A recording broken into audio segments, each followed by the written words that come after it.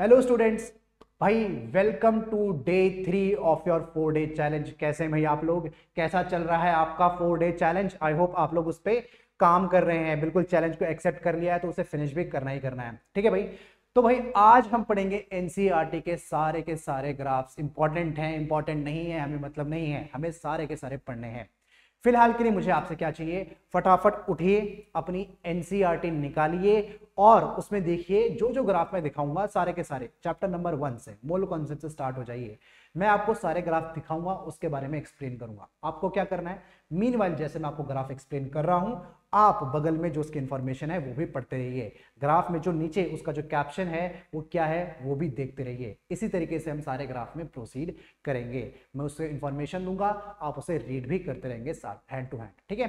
तो इससे आप क्या एक्सपेक्ट कर सकते हैं आज वाले सेशन से? बेटा आप क्या एक्सपेक्ट कर सकते हैं? देखिए, हो सकता है एग्जामिनेशन में एक भी क्वेश्चन ग्राफ का ना पूछा जाए। It is possible. देखिए, मैं आपसे कुछ झूठे वादे नहीं करना चाहता हूं, हो सकता है एक भी ग्राफ का क्वेश्चन ना आए, लेकिन अगर आप आज का सेशन कर लेते हैं, डायरेक्टली तो सवाल शायद ना आए, लेकिन इनडायरेक्टली आप 3 से 4 सवाल मान के चल सकते हैं। यानी एटलीस्ट मतलब 12 to 20 मार्क्स का, यानी कि 3 से 5 क्वेश्चन आप एक्सपेक्ट कर सकते हैं थ्रू कॉन्सेप्ट। जो ग्राफ में हम कॉन्सेप्ट आज लगाने वाले हैं, उन कॉन्सेप्ट से आप क्वेश्चन बना लेंगे, इतनी मेरी गारंटी है। ठीक है। हो सकता है ग्राफ आपसे डायरेक्टली ना पूछा जाए, लेकिन तैयारी अपनी बिल्कुल जबरदस्त होनी चाहिए। ठीक है। सेशन स्टार्ट करने से पहले मैं आपको एक इंफॉर्मेशन देना चाहता हूं, जो मैं आपको हर समय देता हूं। इंफॉर्मेशन ये है कि भाई आप लॉग इन करेंगे जब drAnandMani.in पे, तो आपको एक कमाल की चीज दिखेगी। वो है क्या? वो है अपना एक रेजिडेंशियल प्रोग्राम का कोर्स, जिसमें आप एनरोल कर सकते हैं अगले साल के लिए। आप तो भाई 2025 में निकाल ही लेंगे। आपके छोटे भाई बहन हैं या फिर कोई फ्यूचर एस्पायरेंट है जो हमें देख रहा है, 1 ईयर प्रोग्राम है, 2 ईयर प्रोग्राम है, ड्रॉपर प्रोग्राम है, कोई सा भी प्रोग्राम है, तो you are most welcome at drAnandMani residential. हम लोग ही पढ़ाते हैं भाई आप लोगों को, जैसे मैं पढ़ा रहा हूँ, ज्योति मैम पढ़ा रही हैं, हम सब लोग ही पहनाते हैं। आप फैकल्टीज आप यहाँ पे देख सकते हैं, स्टार्टिंग फ्रॉम drAnandMani सर। बिल्कुल नो सेल फोन जोन है, आपको फोन की बिल्कुल आवश्यकता नहीं होनी चाहिए। अगर जैसे मुझे आप यहाँ पे अपने फोन में, अपने टैबलेट में, अपने कंप्यूटर में देख रहे होंगे, तो यहाँ पे आप मुझे लाइव देखेंगे, आंखों देखा, बिल्कुल आमने सामने। तो जरूरत नहीं है यहाँ पे फोन और टैबलेट की, बस आप आ जाइए और आपको बिल्कुल experience faculty Anand, starting from doctor Anand sir, और फिर आपको NKC sir and Alok sir, Vijay sir, Chandanmani sir, मतलब सर कोई मिल जाएगा भाई। पूरी फुल ऑन फैकल्टी टीम आपको यहाँ पे प्रोवाइड कर दी जाएगी। सारी की सारी फैसिलिटीज आपको यहाँ पे एमिनिटीज दी जाती है। सारा का सारा प्रोग्राम ब्रोशर आप देख सकते हैं, और आपको कुछ भी इंफॉर्मेशन चाहिए तो आपको कॉन्टैक्ट नंबर भी दिया है। ठीक है। Back to our session. अगर आपको, पहली बात, आप लोग फिर करते रहते हैं कमेंट, सर पीडीएफ दे दीजिए, पीडीएफ दे दीजिए। भाई अगर सिंपल सी बात है, एक दुक्का बच्चा के लिए अपन यहाँ पे नहीं पढ़ाते हैं। ठीक है। अगर कमेंट 100 से कम हुए, 200 से कम हुए, 100-200 कमेंट तो बनते हैं ना यार, इतनी मेहनत कर रहे हैं आप लोगों के लिए, इतना तो बनता है। फटाफट कमेंट कर दीजिए, लाइक कर दीजिए और बोलिए कि सर पीडीएफ दो तभी तो देंगे, वरना एक बच्चे के लिए तो मैं ऐसे उसे व्हाट्सएप पे सेंड कर दूंगा। आपको बल्क में चाहिए तो आप टेलीग्राम भी चैनल, अच्छा मिलेगा कहाँ पे? टेलीग्राम चैनल पे ये मिल जाएगा, लिंक इन डिस्क्रिप्शन। तो चलिए स्टार्ट करते हैं अपने सेशन के साथ। तो देखिए बेटा, पहला ही ग्राफ अपना बहुत इंपॉर्टेंट है, चैप्टर है स्ट्रक्चर ऑफ एटम से। और पहला ही ग्राफ आपसे ये पूछा गया था, कब ये पूछा गया था आपसे? नीट 2024 में। कब? नीट 2024 में आपसे ये ग्राफ पूछा गया। ठीक है। तो ग्राफ क्या कहना चाहता है, देखिए, बोलता है एक इंटेंसिटी और वेवलेंथ का ग्राफ है। किसका? वेवलेंथ और इंटेंसिटी का ग्राफ है। इसका मतलब जैसे जैसे आप इंटेंसिटी बढ़ाते हैं, जैसे जैसे आप इंटेंसिटी बढ़ाते हैं, तो आपका लैम्डा मैक्स क्या होता रहता है? लैम्डा मैक्स की वैल्यू कम होती रहती है। एक्चुअली ये जो एक्सपेरिमेंट है पूरा का पूरा किस पे बेस्ड है? अगर आप एनसीईआरटी पढ़ने जाएंगे तो आपको पता चलेगा हमने करा क्या है। ये एक्सपेरिमेंट करने से पहले हमने बेटा इसमें ये किया है कि आपने एक आयरन का रॉड लिया है। क्या लिया है? एक आयरन का रॉड लिया। और अच्छे से बनाते हैं इसको। आपने इसमें एक आयरन का बार लिया है, आपने इस बार पे लगाई है आग, और टेम्परेचर को, आग लगाने की मतलब टेम्परेचर हम हल्का हल्का इंक्रीज कर रहे हैं, और आपने इसमें नोट किए हैं कलर चेंजेस। क्या चेंजेस नोट किए हैं? कलर चेंजेस नोट किए हैं। ठीक है। स्टार्टिंग में जो आपको कलर ऑब्जर्व होंगे, बहुत ही सिंपल कलर्स, जैसे कि कुछ लाल, मतलब हल्का सा आप बोलूं तो हल्का सा ऑरेंज टाइप का, इस टाइप के कलर्स यूज होंगे। फिर आपको लाल रंग भी आएगा। क्या आएगा? आपको लाल रंग भी दिखाई देगा। बीच में आपको, आप इसे इतना गर्म कर देंगे आपको फिर ये बीच में व्हाइटिश भी नजर आएगा, कैसा, व्हाइटिश। और अल्टीमेटली जब ये फिनिश होगा तो आपके पास ब्लू कलर का ये आपको मटेरियल दिखेगा, यानी कि इसमें ये सारे कलर आपको दिखते हैं जैसे जैसे आप इसमें टेम्परेचर इंक्रीज करते रहते हैं, ठीक है। आपको एक चीज इसमें नोट करनी है, नोट ये करना है कि green colour is not observed. कौन सा? Green colour is not observed. तो एक एमसीक्यू का क्वेश्चन भी हो गया भाई कि आपको इसमें ग्रीन कलर ऑब्जर्व नहीं होता है, ठीक है, बहुत बढ़िया। तो देखिए ग्राफ कुछ इस तरीके का है कि जैसे आपने टेम्परेचर बढ़ाया, क्या करा आपने, देखो टेम्परेचर बढ़ाया, T2 is greater than T1। तो जो T1 था ग्राफ पहले ये था, उसका देखो क्या था, उसका लैम्डा की वैल्यू क्या थी, लैम्डा मैक्स की वैल्यू ज्यादा थी। हाँ देखो जब हमारा टेम्परेचर कम था तो आपका रेड कलर ऑब्जर्व हो रहा था और इसकी लैम्डा मैक्स क्या थी, इसकी लैम्डा मैक्स हाई थी। और जब टेम्परेचर इंक्रीज हुआ तो हमारा ब्लू कलर आया, कैसा कलर आया, ब्लू कलर आया। इसका लैम्डा मैक्स कम क्या हो गया, इसकी लैम्डा मैक्स की वैल्यू कम हो चुकी है। क्या हो चुकी है, लैम्डा मैक्स की वैल्यू गिर चुकी है। पहले वैल्यू कुछ यहां पे थी और अब जो वैल्यू है वो कुछ यहां पे है। आपको एक चीज यहां पे पता लगानी होगी, देखिए एग्जाम में ऐसे ही पूछा गया था। हाँ एक ग्राफ में करेक्शन ये हो सकता था, एनसीईआरटी में नहीं दिया गया करेक्शन, मैं कर देता हूं आपके लिए, कि अगर ये लाल रंग का हो जाता कुछ ऐसा, चलो मैं ऐसे बना देता हूं, अगर ये बेटा लाल रंग का हो जाता और ये ब्लू कलर का हो जाता तो और अच्छा होता, तो एक बेटर सिचुएशन हमारे सामने हो जाती। तो हमने एनसीईआरटी को करेक्ट भी कर दिया है। एनसीईआरटी ने ये नहीं बोला था, उन्होंने नहीं बोला है कि ये जो कलर है, जो ग्राफ है वो कलर को भी रिप्रेजेंट कर रहा है, यानी कि रेड रेड कलर को रिप्रेजेंट कर, उन्होंने नहीं किया ऐसा, लेकिन हम कर देते हैं ताकि समझना आसान हो जाए। तो ये रेड रेड कलर को ही इस टाइम पे रिप्रेजेंट कर रहा है। तो जैसे आपने टेम्परेचर बढ़ाया तो ब्लू वाला जो कलर है वो शो होने लगता है, यानी कि आपका लैम्डा मैक्स की वैल्यू इंक्रीज हो चुकी है। आपको ये बात समझ में आनी चाहिए। और एक और बात, क्या, एक और बात, एक चीज और हुई है कि आपकी इंटेंसिटी, जैसे ही आपने टेम्परेचर इंक्रीज किया है आपकी इंटेंसिटी भी इंक्रीज कर चुकी है। ये एक्चुअली किस पे बेस्ड है, अब पहले हम लोग इसे पढ़ाते थे, अब ये एनसीईआरटी में नहीं है, ये स्टीफेंस लॉ पे बेस्ड है बेटा। किस पे बेस्ड है, it is based on Stephen's law. किस पे बेस्ड है, ये स्टीफेंस लॉ पे बेस्ड है, ठीक है। तो इस तरीके का सवाल इस पे पूछा जा सकता है। जो सवाल पूछा गया था वो भी कुछ ऐसा ही था कि बताइए कि लैम्डा की वैल्यू कहां पे ज्यादा होगी, और टेम्परेचर, इनफैक्ट हमसे रिलेशन पूछा गया था कि T2 दे दिया था और T1 भी दे दिया था, और पूछा था कि बताइए T2 ग्रेटर है या फिर T1 ग्रेटर देन T2 है, ठीक है। तो ये वाला ग्राफ हो गया आपका स्ट्रक्चर ऑफ एटम से black body radiation. Absolutely correct. चलिए दूसरा ग्राफ देखते हैं बेटा, ये भी आपका स्ट्रक्चर ऑफ एटम से है, and it is also very very important. यहां से क्वेश्चन आने की संभावना बहुत ज्यादा है। इसका पीछे कॉन्सेप्ट क्या है, आइए पहले कॉन्सेप्ट को जानते हैं। कॉन्सेप्ट कुछ इस तरीके के है कि मान लीजिए आपके पास एक बीच में एक सेंट्रल न्यूक्लियस है। क्या है, ये एक न्यूक्लियस है, ये एक न्यूक्लियस है। तो हम जानते हैं कि न्यूक्लियस के बगल में क्या होता है, न्यूक्लियस से हमारा 1s स्टार्ट हो जाता है। क्या स्टार्ट हो जाता है, 1s ऑर्बिटल अपन का स्टार्ट हो जाता है। तो मान लीजिए बेटा ये 1s है, दिस इज 1s, ठीक है, ये आपका हो गया 1s। 1s के बाद 2s अगर हमें बनाना हो तो हम कैसे बनाएंगे, 2 हम बनाएंगे, 2s बनाएंगे हम कुछ इस तरीके से, ये हमारा बनेगा 2s, ये हमारा बन चुका है 2s। तो देखिए according to duality of matter, कि हमारा अगर इसमें इलेक्ट्रॉन है, अगर ये इलेक्ट्रॉन है, ये डॉट्स में इलेक्ट्रॉन बनाया तो इसका वेव नेचर होगा। अगर बेटा इसका कुछ वेव नेचर होगा तो इसके वेव नेचर को मैं रिप्रेजेंट करता हूं शाय से। किससे रिप्रेजेंट करता हूं, इसको अपन रिप्रेजेंट करते हैं किससे, शाय से, शाय से। तो शाय यानी कि a sin ओमेगा टी, ऐसे ही लिखा जाता है, psi equals to a sin omega T, ऐसा ही लिखा जाता है बिल्कुल, और ऐसे ही लिखना है, यानी कि एक वेव नेचर को शो कर रहा है। मान लीजिए ये मेरी 1s थी और ये मेरी 2s सबशेल थी, सपोज फॉर एग्जांपल मैं सिर्फ बोल रहा हूं। तो देखिए कैसे बोलते हैं, मैं बोलता हूं कि अगर मैं 1s के लिए ग्राफ बना रहा हूं, अगर मैं ग्राफ किसके लिए बना रहा हूं, ये ग्राफ मैंने बनाया बेटा 1s के लिए। किसके लिए बनाया, ग्राफ बनाया 1s के लिए। तो जो वेव रिप्रेजेंटेशन है वो कुछ इस तरीके से आता है, this is the wave representation for 1s। ध्यान रखिए किसके बीच में ग्राफ, शाय और आर के बीच में है, यानी कि ये रेडियस न्यूक्लियस, यानी कि जब 0 था तब ये शाय की वैल्यू मैक्सिमम थी और ये कम होता रहता है, इस तरीके से रिप्रेजेंट किया जाता है। और शाय स्क्वायर की अगर मैं बात करूं तो शाय स्क्वायर बहुत ही इंपॉर्टेंट टर्म है। शाय स्क्वायर क्या है, शाय को स्क्वायर रिप्रेजेंट करता है बेटा आपका क्या, प्रोबेबिलिटी ऑफ फाइंडिंग इलेक्ट्रॉन। क्या, it is probability of finding electron, finding electron की, इलेक्ट्रॉन को फाइंड करने की प्रोबेबिलिटी ही शाय स्क्वायर है। अब देखिए कमाल की बात, इस पे वापस आते हैं।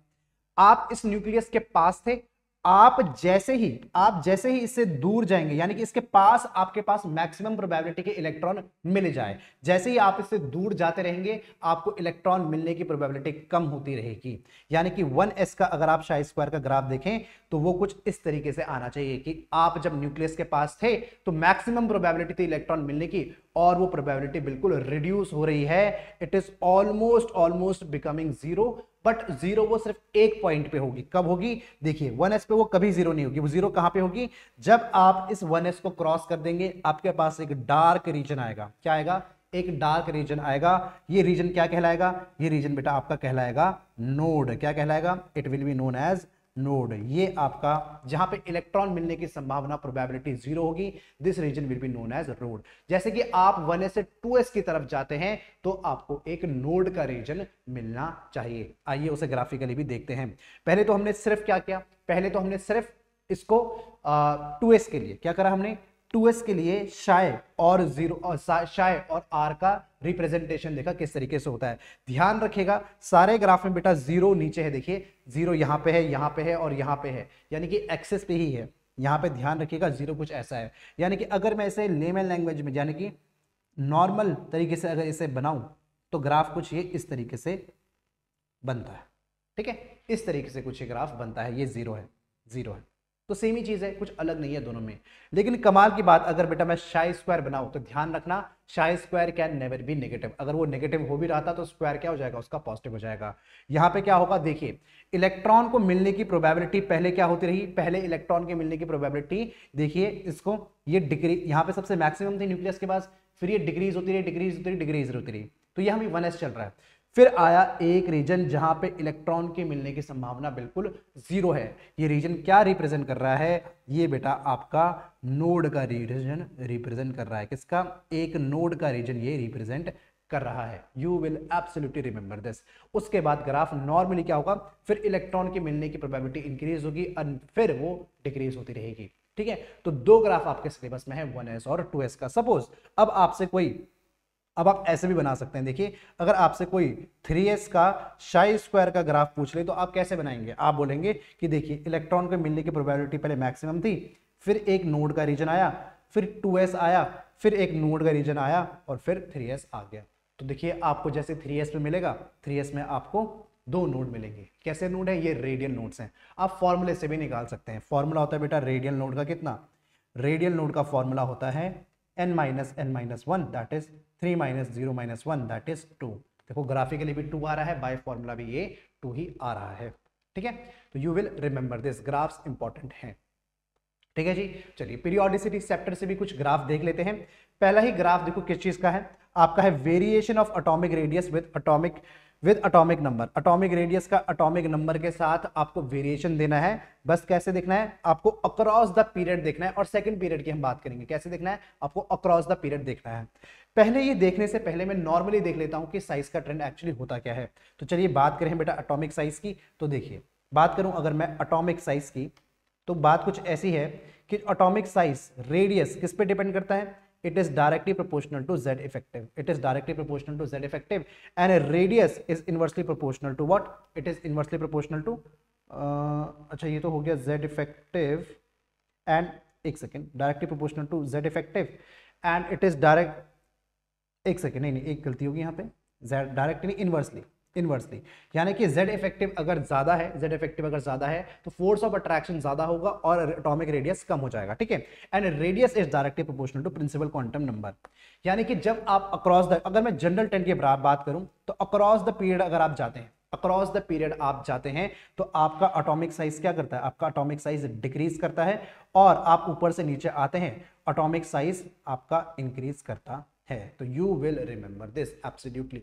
ये ट्रेंड हर जगह फॉलो होता है, फॉलोड एवरीवेयर। बस थोड़ा सा 3D में थोड़ी सी दिक्कत आती है, वो हम इसी ग्राफिकली देखेंगे क्या दिक्कत आती है। एक जगह एक पीरियड में एक ग्रुप में और प्रॉब्लम है। आप लोग मुझे कमेंट करके बताइए, आप लोग मुझे कमेंट कीजिए। आपके लिए सवाल ये है कि कौन से ग्रुप में maximum variations in atomic size में आपको मैक्सिमम वेरिएशंस कौन से ग्रुप में मिलते हैं, विच ग्रुप, बताइए आप मुझे कमेंट करके बताइए कि मैक्सिमम वेरिएशंस आपको किस ग्रुप में मिलेंगे। देखते हैं आपका क्या आंसर है। ठीक है, चलिए बात करें सेकंड ग्रुप की, पहले बात करते हैं।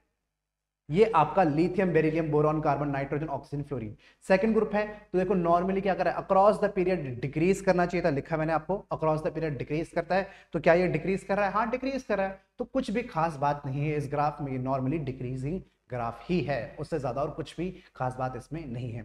आइए इसको मैं रिप्रेजेंट करूं अगर इस तरीके से, देखिए पहली बात तो अक्रॉस, अच्छा ये किस चीज का ग्राफ है, with atomic radius of alkali metals and halogens. पहली बात तो ये देखिए, ऊपर से नीचे क्या करना चाहिए, एटॉमिक रेडियस इंक्रीज करना चाहिए। आपको पहले ये चीज नोटिस करनी है, यानी कि आप लिथियम से सीजियम तक जाएंगे तो देखिए एटॉमिक रेडियस कंटिन्यूअसली इंक्रीज कर रहा है। आप फ्लोरीन से आयोडीन तक जाएंगे तो एटॉमिक रेडियस कंटिन्यूअसली इंक्रीज कर रहा है। पहली बात तो ये। दूसरी चीज कि across the period atomic size decrease करना चाहिए। क्या करना चाहिए, डिक्रीज करना चाहिए। देखिए पहले आता है लिथियम और सेम पीरियड में फिर आता है फ्लोरीन, तो क्या ये डिक्रीज कर रहा है, एब्सोल्युटली डिक्रीज कर रहा है। सोडियम थर्ड पीरियड में सबसे पहले आता है और क्लोरीन फिर लास्ट में आता है, और क्लोरीन का साइज कम है सोडियम से। ठीक है जी, बिल्कुल सही बात है। तो यानी कि कुछ भी एक्सेप्शनल बिहेवियर नहीं है दोनों ही ग्राफ में, लेकिन आप याद करके जाएंगे, कहीं आपको ऐसा ना लगे एग्जामिनेशन में कि कुछ तो वेरिएशन होना, इनऑर्गेनिक केमिस्ट्री का पार्ट है तो कुछ एक्सेप्शन तो होना ही चाहिए, ऐसा बिल्कुल मत सोचना। नॉर्मल ग्राफ है दोनों में, कोई भी एक्सेप्शन नहीं है, एब्सोल्युटली ट्रू है ये वाली बात। ठीक है जी, अगला करते हैं। देखिए ये ग्राफ है आपका बेटा फर्स्ट आयनाइजेशन एंथैल्पीज का, किसका, फर्स्ट आयनाइजेशन एंथैल्पीज का। आपको एक और ग्राफ दे रखा है। देखिए आयनाइजेशन एंथैल्पी के आपको थोड़ा सा पहले एक थोड़ा सा रिवीजन हो जाए जरा आयनाइजेशन एंथैल्पी के बारे में। आयनाइजेशन एंथैल्पी के बारे में अगर मैं बात करूं तो हमने क्या पढ़ा है, इसका ट्रेंड की बात करते हैं, क्या होती है, क्या डेफिनेशन है, वो बात की बात। अब सीधा हमें काम की बात करनी है। देखिए आयनाइजेशन एनर्जी जो होती है वो इनवर्सली प्रोपोर्शनल होती है किसके, साइज के। यानी कि अगर साइज छोटा है तो आपकी आयनाइजेशन एनर्जी बहुत ज्यादा आपको वो लगानी पड़ती है। यानी कि अगर आप अक्रॉस द पीरियड जाते हैं बेटा, अक्रॉस द पीरियड जाते हैं तो साइज डिक्रीज होता है, तो आयनाइजेशन एनर्जी जनरली इंक्रीज कर जाती है, और ऊपर से नीचे क्या होता है, आयनाइजेशन एनर्जी क्या होती है, आयनाइजेशन एनर्जी डिक्रीज होती है। ठीक है, ये चीज को आप बहुत अच्छे से ध्यान रखेंगे। जितनी कम आयनाइजेशन एनर्जी होगी इसका मतलब आप उस एटम को उतने आसानी से आयनाइज कर सकते हैं, so it is easily reactive. यानी कि less is the ionisation energy, less is the ionisation energy, फिर आप क्या बोलेंगे, easily, easily ionisable atom, ionisable atom. और इसका मतलब यह है कि it is what, it is more reactive, it is more reactive. इस बात को आप ध्यान रखेंगे। ठीक है, लेकिन आयनाइजेशन एनर्जी का जो ट्रेंड है वो इस तरीके से बिल्कुल रेगुलर नहीं, वो और भी फैक्टर्स पे डिपेंड करता है, आप बहुत अच्छे से जानते हैं। ठीक है, वो आपके पेनिट्रेशन पावर पे डिपेंड करता है, वो आपके हाफ फील्ड कॉन्फ़िगरेशन पे भी डिपेंड करता है। तो हम सिर्फ ग्राफ को देख लेते हैं। सबसे पहली बात देखिए, सबसे पहली बात कि आपका बेस्ट कॉन्फ़िगरेशन कौन सी होती है, नोबल गैस कॉन्फ़िगरेशन होती है। It is absolutely stable configuration. तो इसका मतलब जब भी आपको ऐसी कॉन्फ़िगरेशन देखने को मिलेगी, बहुत हाई आयनाइजेशन एनर्जी देखने को मिलेगी, और आपको वही मिलता है हर एक पीरियड में। जो आपका नोबल गैस है उनकी मैक्सिमम, उनकी क्या है, मैक्सिमम आयनाइजेशन एनर्जी है।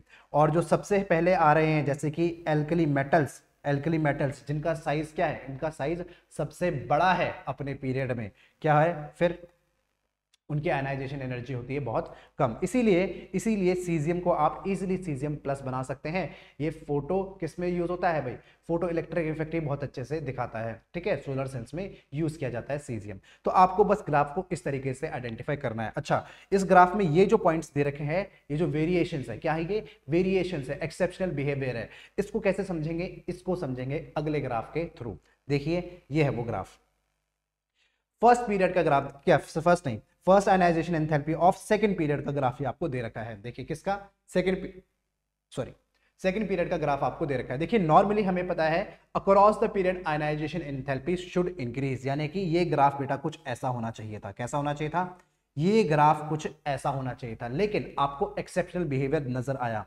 कहां पे आपको एक्सेप्शनल बिहेवियर नजर आया, एक पॉइंट है एक्सेप्शनल बिहेवियर आने का, ये वाला पॉइंट है। ठीक है जी, एक ये वाला पॉइंट है, और दूसरा जो आपको नजर आया वो कुछ यहां पे नजर आया।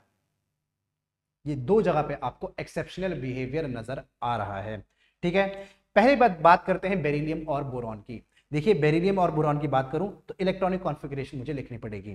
देखिए बेरिलियम के जो इलेक्ट्रॉनिक कॉन्फ़िगरेशन है it is 1s2 and 2s2, और बेरिलियम की जो है बेटा क्या है, it is 1s2 2s2 and 2p1। ध्यान से देखिएगा, ये जो इलेक्ट्रॉनिक कॉन्फ़िगरेशन है ये 2s2 पे है, यानी कि इलेक्ट्रॉन मुझे कहां से निकालना है, 2s2 से निकालना है, और यहां पे इलेक्ट्रॉन मुझे 2p1 से निकालना है। तो देखिए एक तो ये स्टेबल कॉन्फ़िगरेशन है, ऊपर से ये क्या है, इट इज मोर पेनिट्रेटेड। क्या है ये, मोर पेनिट्रेटेड, यानी कि पेनिट्रेशन पावर ज्यादा है किसकी, एस सबशन की, यानी कि एस इलेक्ट्रॉन की जो पेनिट्रेशन है वो ज्यादा है, तो वो न्यूक्लियस के ज्यादा पास है, तो मुझे ज्यादा एनर्जी लगानी पड़ेगी, इसीलिए बेरिलियम की एनर्जी बोरॉन से ज्यादा आती है। ठीक है, सिमिलरली मैं देखूंगा नाइट्रोजन का और ऑक्सीजन का केस भी। नाइट्रोजन देखिए एटॉमिक नंबर 7 बेटा, it is 1s2 2s2 and 2p4। ठीक है, एंड दूसरा आपके पास है oxygen 8, it is 1s2 2s2 and एक सेकेंड 2p3 2p4 भी लिखा है, it is 2p3 and it is 2p4। ध्यान रखिएगा इसमें 2p4 बेटा कुछ इस तरीके से होगा, देखिए 2p4 will be something like this, 1 2 3 and fourth electron will be like this, whereas 2p3 कैसा होगा, 2p3 तो कुछ इस तरीके से आना चाहिए 1 2 3। तो आप इसको इस तरीके से भी बोल सकते हैं कि यहां पे पहले आपको क्या देखने को मिलेगा, यहां पे आपको मिलेगा एक हाफ फिल्ड कॉन्फ़िगरेशन जो कि एक स्टेबल है, तो स्टेबिलिटी से आप चीजों को रिमूव कर रहे हैं। दूसरा यहां पे क्या है, जो फोर्थ इलेक्ट्रॉन है वहां पे हल्का सा रिपल्शन है और यहां पे कोई भी रिपल्शन नहीं है, तो आप इसको इजीली बहुत कम आयनाइजेशन एनर्जी के साथ बाहर निकाल सकते हैं। इसीलिए जो ऑक्सीजन की आयनाइजेशन एनर्जी होती है वो नाइट्रोजन से कम आती है। तो ये वाला ग्राफ भी आपका पूरा का पूरा एक्सप्लेन हो चुका है। ये जो पॉइंट्स हैं इसी ग्राफ में वो इस तरीके से दे रखे हैं। ठीक है, ये एक्सेप्शनल पॉइंट्स हैं, इस तरीके से इसमें दिए जाते हैं। कर लेंगे दोनों ग्राफ। ठीक है, अब देखिए इस वाले ग्राफ को देखिए, क्या है, delta H of alkali metals as a function of Z. आपको कुछ नहीं करना, आपको यहाँ पे आयनाइजेशन एनर्जी ही देखनी है, आयनाइजेशन एंथैल्पी ही देखनी है विद एटॉमिक नंबर के साथ वेरिएशन। ऊपर से नीचे पता है हमें आयनाइजेशन एनर्जी कैसी होती है, ये कम होती रहती है, और यही तो लिखा है। ये आपको बेटा फर्स्ट ग्रुप लिखा है, किसका है ये आपको फर्स्ट ग्रुप के लिए है। किसके लिए है, फर्स्ट ग्रुप के लिए है।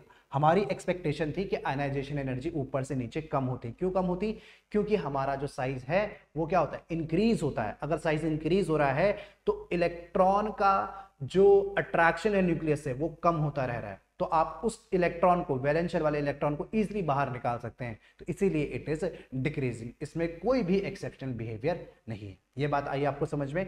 ठीक है, अगर आया समझ में तो वेरी वेल। अगला करते हैं हम केमिकल बॉन्डिंग से कुछ ग्राफ्स। देखिए केमिकल बॉन्डिंग में जो ग्राफ है, ये ग्राफ आप कभी भी आप केमिकल बॉन्डिंग पढ़ते हैं तो चैप्टर के शुरुआत में ही पढ़ लेते हैं। ये जो बॉन्ड है, ये जो ग्राफ है, ये आपको शो करता है कि why does a chemical bond form. Chemical bond actually form होता है ही क्या है और कैसे फॉर्म होता है, उसकी रीजनिंग क्या है। तो सबसे पहले यही पढ़ाया जाता है। उसको ऐसे बताया जाता है कि देखिए एटम पहले दूर दूर थे, तो उनकी जो एनर्जीज थी वो बहुत दूर थी, मतलब बहुत ज्यादा एनर्जी के थे। वो जैसे ही बेटा पास आते हैं, वो क्या होता है, डिस्टेंस ऑफ क्लोजेस्ट अप्रोच जैसे ही उनका क्या होता है, वो कम होता रहता है, तो क्या होता है, उनकी जो एनर्जी होती है वो कम होती है। Combined energy is always less. आपने इसको मॉलिक्यूलर ऑर्बिटल थ्योरी से भी जाना होगा कि सपोज ये एक ऑक्सीजन है, ये ऑक्सीजन है, तो अगर ये कंबाइन होते हैं तो आप बोलते हो कि ये बॉन्डिंग मॉलिक्यूलर ऑर्बिटल है, और ऊपर हो सकता है इसका क्या, एंटी बॉन्डिंग मॉलिक्यूलर ऑर्बिटल। तो ये बात को आप जानते हैं। तो यानी कि अगर आपको बेटा low energy, it is universally true in chemistry and in physics also that low energy always corresponds to what, low energy always corresponds to high stability. मैं आपको लिख देता हूं, low energy is equals to what, it equals to high stability. यानी कि अगर आपके पास energy कम है तो ऑब्वियसली आपके पास स्टेबिलिटी ज्यादा होगी। It is universally true. ठीक है जी।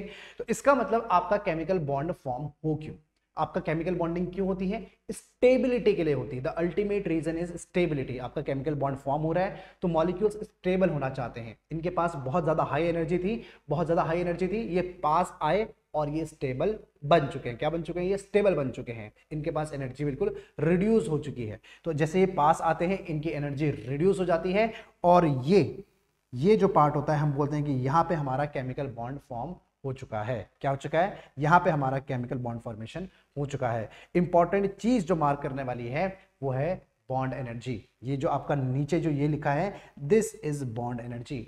कितना है, 0 से बिल्कुल कम जो भी आ रहा है, this value is of bond energy only, आपकी बॉन्ड एनर्जी की वैल्यू होती है। ठीक है, तो इस बात को भी ध्यान रखेंगे, बहुत ही सिंपल ग्राफ है, ज्यादा इसमें कुछ है नहीं। अब देखते हैं थर्मोडायनेमिक्स चैप्टर के कुछ ग्राफ, इसमें एक दो ही ग्राफ है, ज्यादा ग्राफ कुछ है नहीं। देखिए एक बहुत ही पॉपुलर ग्राफ है कि अगर आप किसी प्रोसेस को इरिवर्सिबल प्रोसेस को n नंबर ऑफ टाइम्स करते हैं तो एक रिवर्सिबल प्रोसेस बनने के करीब वो होता है। फॉर एग्जांपल मैं बोलूं कि किसी भी ग्राफ को थर्मोडायनेमिक्स में, चलिए इसके लिए मुझे थोड़ा सा और स्पेस चाहिए होगा, मुझे आपको इसको बेटर तरीके से समझाना है, तो एक काम करते हैं, आपको बेटर तरीके से समझा देते हैं। फॉर एग्जाम्पल देखिए, आप थर्मोडायनेमिक्स में कोई भी ग्राफ बनाइए, इनफैक्ट आप कभी भी किसी भी चीज का बेटा अगर ग्राफ बनाते हैं तो ग्राफ बनाने का सीधा सीधा मतलब क्या होता है, सपोज ये एक पीवी ग्राफ है, तो ग्राफ बनाने का सीधा सीधा मतलब ये होता है कि आप उस प्रोसेस को ऑब्जर्व कर पा रहे हैं, क्या आप उस प्रोसेस को देख पा रहे हैं, आप उसे फील कर, आपने कुछ मेजरमेंट की है तभी तो आपने ग्राफ बनाया है। यानी कि अगर मैं ऐसा कुछ प्रोसेस बनाऊं तो कैसा प्रोसेस कहलाएगा, क्या ये रिवर्सिबल है या इरिवर्सिबल है। ध्यान रखिए, आपके जो रिवर्सिबल प्रोसेस होते हैं बेटा वो होते हैं स्लो, और आपके जो इरिवर्सिबल प्रोसेस होते हैं वो होते हैं फास्ट।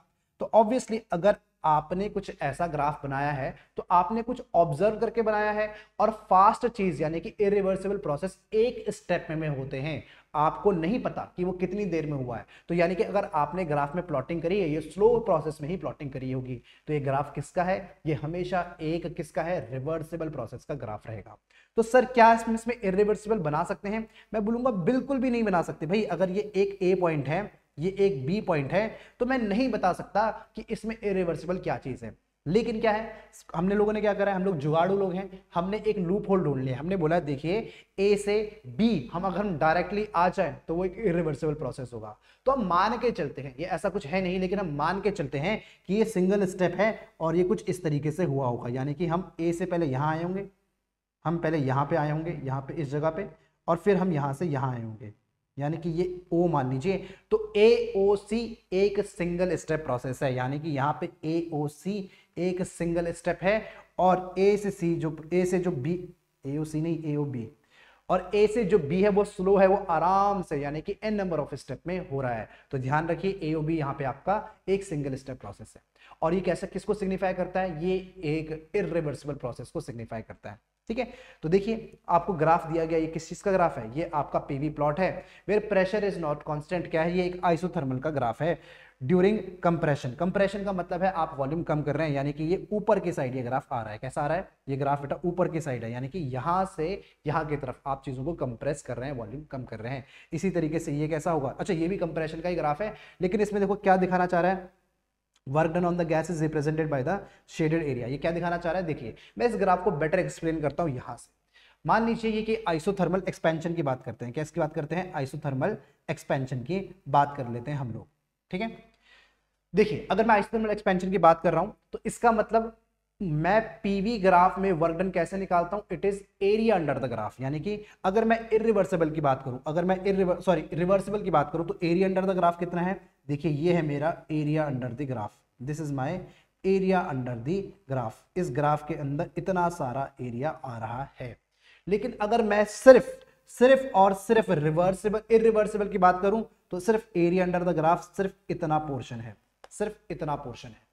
तो ध्यान रखिएगा आइसोथर्मल में वर्क डन ऑफ रिवर्सिबल ज्यादा आ रहा है in then work done of irreversible. लेकिन ये किसके केस में है बेटा, ये एक्सपेंशन के केस में है, ये एक्सपेंशन के केस में है।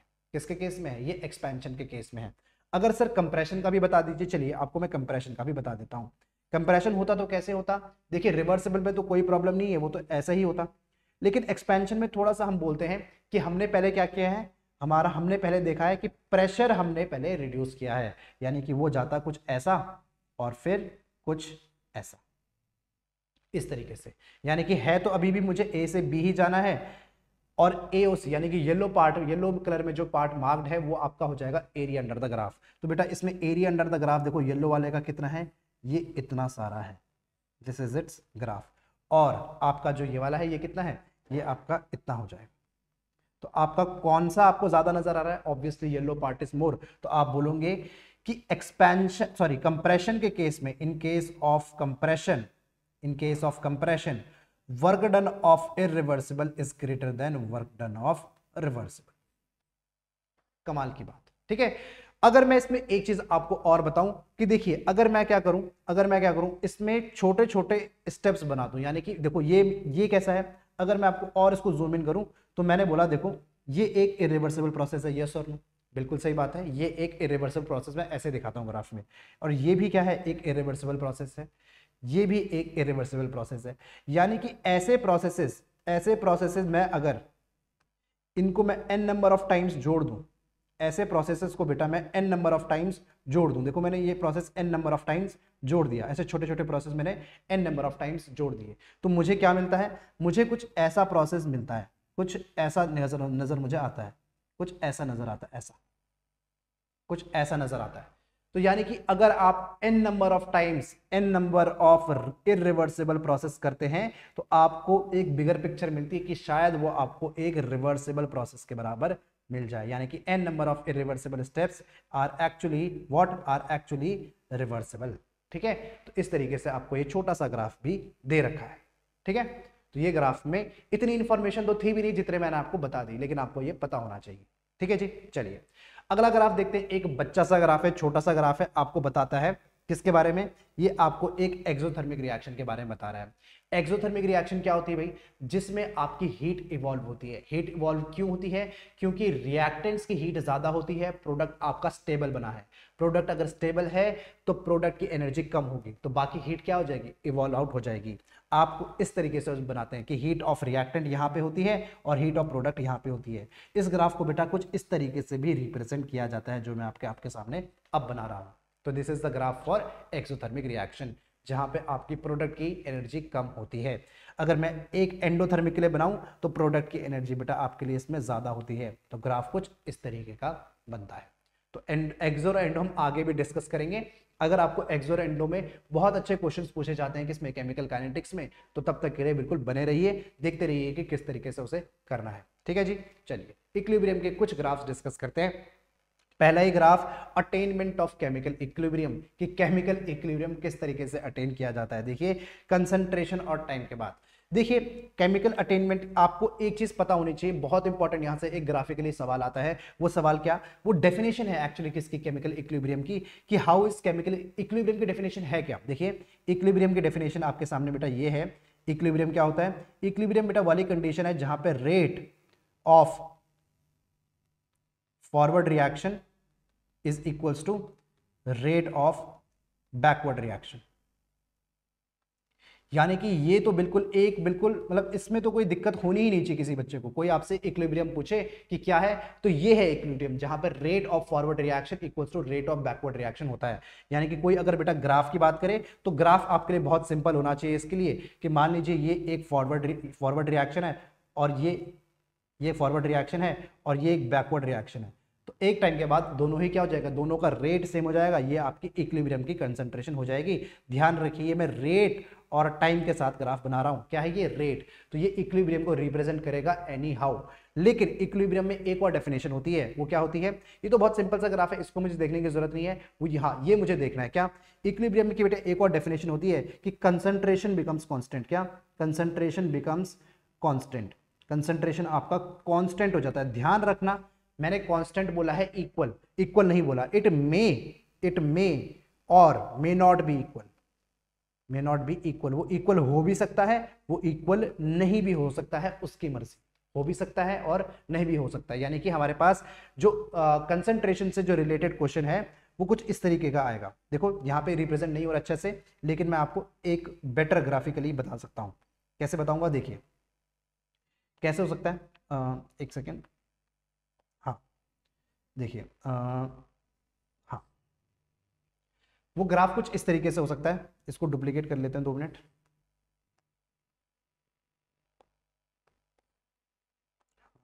अब ठीक है, देखिए कंसंट्रेशन बेटा इक्वल भी हो सकती है, लेकिन जरूरी नहीं है कि इक्वल हो, वो नहीं भी हो सकती। यानी कि ऐसे भी हो सकता है। मैं किसके बीच में बना रहा हूं, मैं कंसंट्रेशन और टाइम के बीच में बना रहा हूं। सपोज ब्लू आपका प्रोडक्ट है और येलो आपका क्या है, वो रिएक्टेंट है, मान के चलते हैं, ठीक है। तो यानी कि वो कुछ ऐसे भी हो सकता था। आपकी कांस्टेंट होनी चाहिए, क्या होनी चाहिए, कांस्टेंट होनी चाहिए। देखिए यहाँ पे मुझे इक्वल से मतलब नहीं है, मुझे पता है कि एक टाइम के बाद ये कांस्टेंट हो जा रहा है, तो यहाँ के बाद कांस्टेंट हो जा रहा है। तो ये सारी की सारी चीजें क्या रिप्रेजेंट कर रही हैं, ये आपका रिप्रेजेंट कर रही हैं केमिकल इक्विलिब्रियम को। ऐसे भी हो सकता था, अभी भी क्या है, ये सारे के सारे ये इक्विलिब्रियम पॉइंट को रिप्रेजेंट कर रहा है। किसको रिप्रेजेंट कर रहा है, ये इक्विलिब्रियम पॉइंट को रिप्रेजेंट कर रहा है। सबके सब ये कंसंट्रेशन और टाइम के ग्राफ हमें दे रखे हैं, ठीक है। तो ये सारी की सारी कंडीशन किसके, इक्विलिब्रियम की है। लेकिन अगर मैं रेट के टर्म्स में बात करूं तो सिर्फ एक ही कंडीशन है इक्विलिब्रियम की, वो ये है जहां पे rate of forward direction is equals to rate of backward direction. Absolutely correct. चलिए बात करते हैं, कुछ और ग्राफ मुझे दे रखे हैं। फॉर एग्जांपल हमें दे रखा है कि इसका हेबर्स प्रोसेस का एक ग्राफ दे रखा है। हेबर्स प्रोसेस क्या होता है, देखिए यहाँ पे आप N2 + 3H2 गिव्स 2NH3, इस तरीके से कुछ ग्राफिकली कुछ इसको रिप्रेजेंट किया जाता है। तो स्टार्टिंग में बेटा आपके पास क्या था, अमोनिया नहीं बना था, आपके पास N2 था। तो आप क्या करेंगे, N2 आपके पास कुछ था और फिर आपके पास हाइड्रोजन भी था, और स्टार्टिंग में कुछ भी नहीं हुआ, लेकिन एक टाइम के बाद इन तीनों के कंसंट्रेशन क्या हो गई, कांस्टेंट हो गई। तो ये पॉइंट किसको रिप्रेजेंट करता है, ये पॉइंट आपके इक्विलिब्रियम को रिप्रेजेंट करता है। बस यही ये बताना चाहता है और इसके ऊपर और कुछ भी नहीं बताना चाहता। एक और चीज होती है, वो क्या है, वो है आपका decomposition of what, decomposition of HI, यानी कि आप लिखते हैं 2HI gives H2 + I2, all are gases, सबके सब इसमें गैसेस है। तो स्टार्टिंग में देखिए आप कहीं से भी स्टार्ट कीजिए चाहे। अच्छा बाय द वे इक्विलिब्रियम देखो, आप देखेंगे कि इसमें एक ग्राफ, इसमें बहुत इंपॉर्टेंट चीज देखिए है, टाइम की डायरेक्शन देखिए, बोल रहा है कि यहां से भी आप टाइम को नाप सकते हैं और यहां से भी आप टाइम को नाप सकते हैं। ऐसा क्यों दिया है, क्योंकि एक बहुत इंपॉर्टेंट प्रॉपर्टी है केमिकल इक्विलिब्रियम की, वो ये चीज है कि equilibrium can be attend from either side. बहुत ही इंपॉर्टेंट, क्या शो करता है, ये शो करता है कि equilibrium can be attained, equilibrium can be attained by either side। Equilibrium किसी भी साइड से अटेन हो सकता है, राइट लेफ्ट जो मर्जी, ठीक है जी, किसी भी, वो रिएक्टेंट साइड से भी हो सकता है, वो प्रोडक्ट साइड से भी अटेन किया जा सकता है। इस चीज को बहुत अच्छे से याद रखेंगे। यानी कि अगर आप इसको ठीक से देखें, आपको जो रेड है, देखिए किसको, ये H2 और IT की कंसंट्रेशन है। मान लीजिए टाइम इक्वल्स टू 0 पे इनके पास हमारी मैक्सिमम कंसंट्रेशन थी, तो मुझे H नहीं मिला। आपके पास एक कंडीशन आई जहां पे ये क्या होने लग गए, कांस्टेंट होने लगे। देखिए ये एक पर्टिकुलर टाइम होता है, यहाँ पे क्या है, इक्विलिब्रियम लिखा हुआ है, तो ये क्या है, ये इस यहाँ पे देखेंगे आप, चाहे आप यहाँ से देखें या फिर यहाँ से देखें, दोनों में क्या है, आपके पास एक ऐसा टाइम पीरियड आ रहा है जहां पे क्या है, आपकी दोनों की कंसंट्रेशन क्या आ रही है, कांस्टेंट आ रही है। देखिए यहाँ पे बिल्कुल इसके इंस्टेंटेनियस पे देखेंगे तो बिल्कुल आपको कांस्टेंट नजर आएगी दोनों में। स्टार्टिंग में आपके पास HI नहीं था, अगर आप यहाँ से देखें तो आपके पास HI था और उसका डिकम्पोजिशन आपने देखा, तो यहाँ पे आके वो बिल्कुल डिकम्पोज हो चुका है, तो यहाँ पे बिल्कुल कांस्टेंट है। ध्यान रखना यहाँ पे कंसंट्रेशन इक्वल नहीं है, क्या है, कांस्टेंट है, ठीक है, याद रखेंगे इस चीज को। चलिए बहुत बढ़िया। चलिए अब एक चीज यहाँ से हर साल बेटा नीट में 2000, ये कोई ग्राफ नहीं है, ये सिर्फ एक रिप्रेजेंटेशन है, ध्यान रखिए, ये कोई ग्राफ नहीं है, लेकिन इसको याद रखेंगे, केसी और क्यूसी के बीच का एक रिलेशन है, relationship between, it is relationship between KC and QC. आज से क्या पता चलता है, इनके रिलेशनशिप से हमें यह पता चलता है कि रिएक्शन किस डायरेक्शन में मूव करेगी। फॉर एग्जांपल अगर केसी की वैल्यू बड़ी होती है किससे, क्यूसी से, अगर केसी की वैल्यू बड़ी होती है क्यूसी से, तो रिएक्शन क्या करती है, रिएक्शन फॉरवर्ड डायरेक्शन में जाती है। कहां जाती है, रिएक्शन फॉरवर्ड डायरेक्शन में जाती है। हमें यहां से ये पता चलता है कि अगर केसी बड़ा है क्यूसी से, रिएक्शन फॉरवर्ड डायरेक्शन में जाती है। और अगर क्यूसी केसी के बराबर हो जाए तो, अरे भाई क्यूसी है क्या चीज। अच्छा पहली बात सर एक चीज बता दीजिए कि क्यूसी है क्या चीज। देखिए सपोज आपके पास सारे के सारे गैसेस प्रोडक्ट हैं, A gas plus B gas gives C gas plus D gas.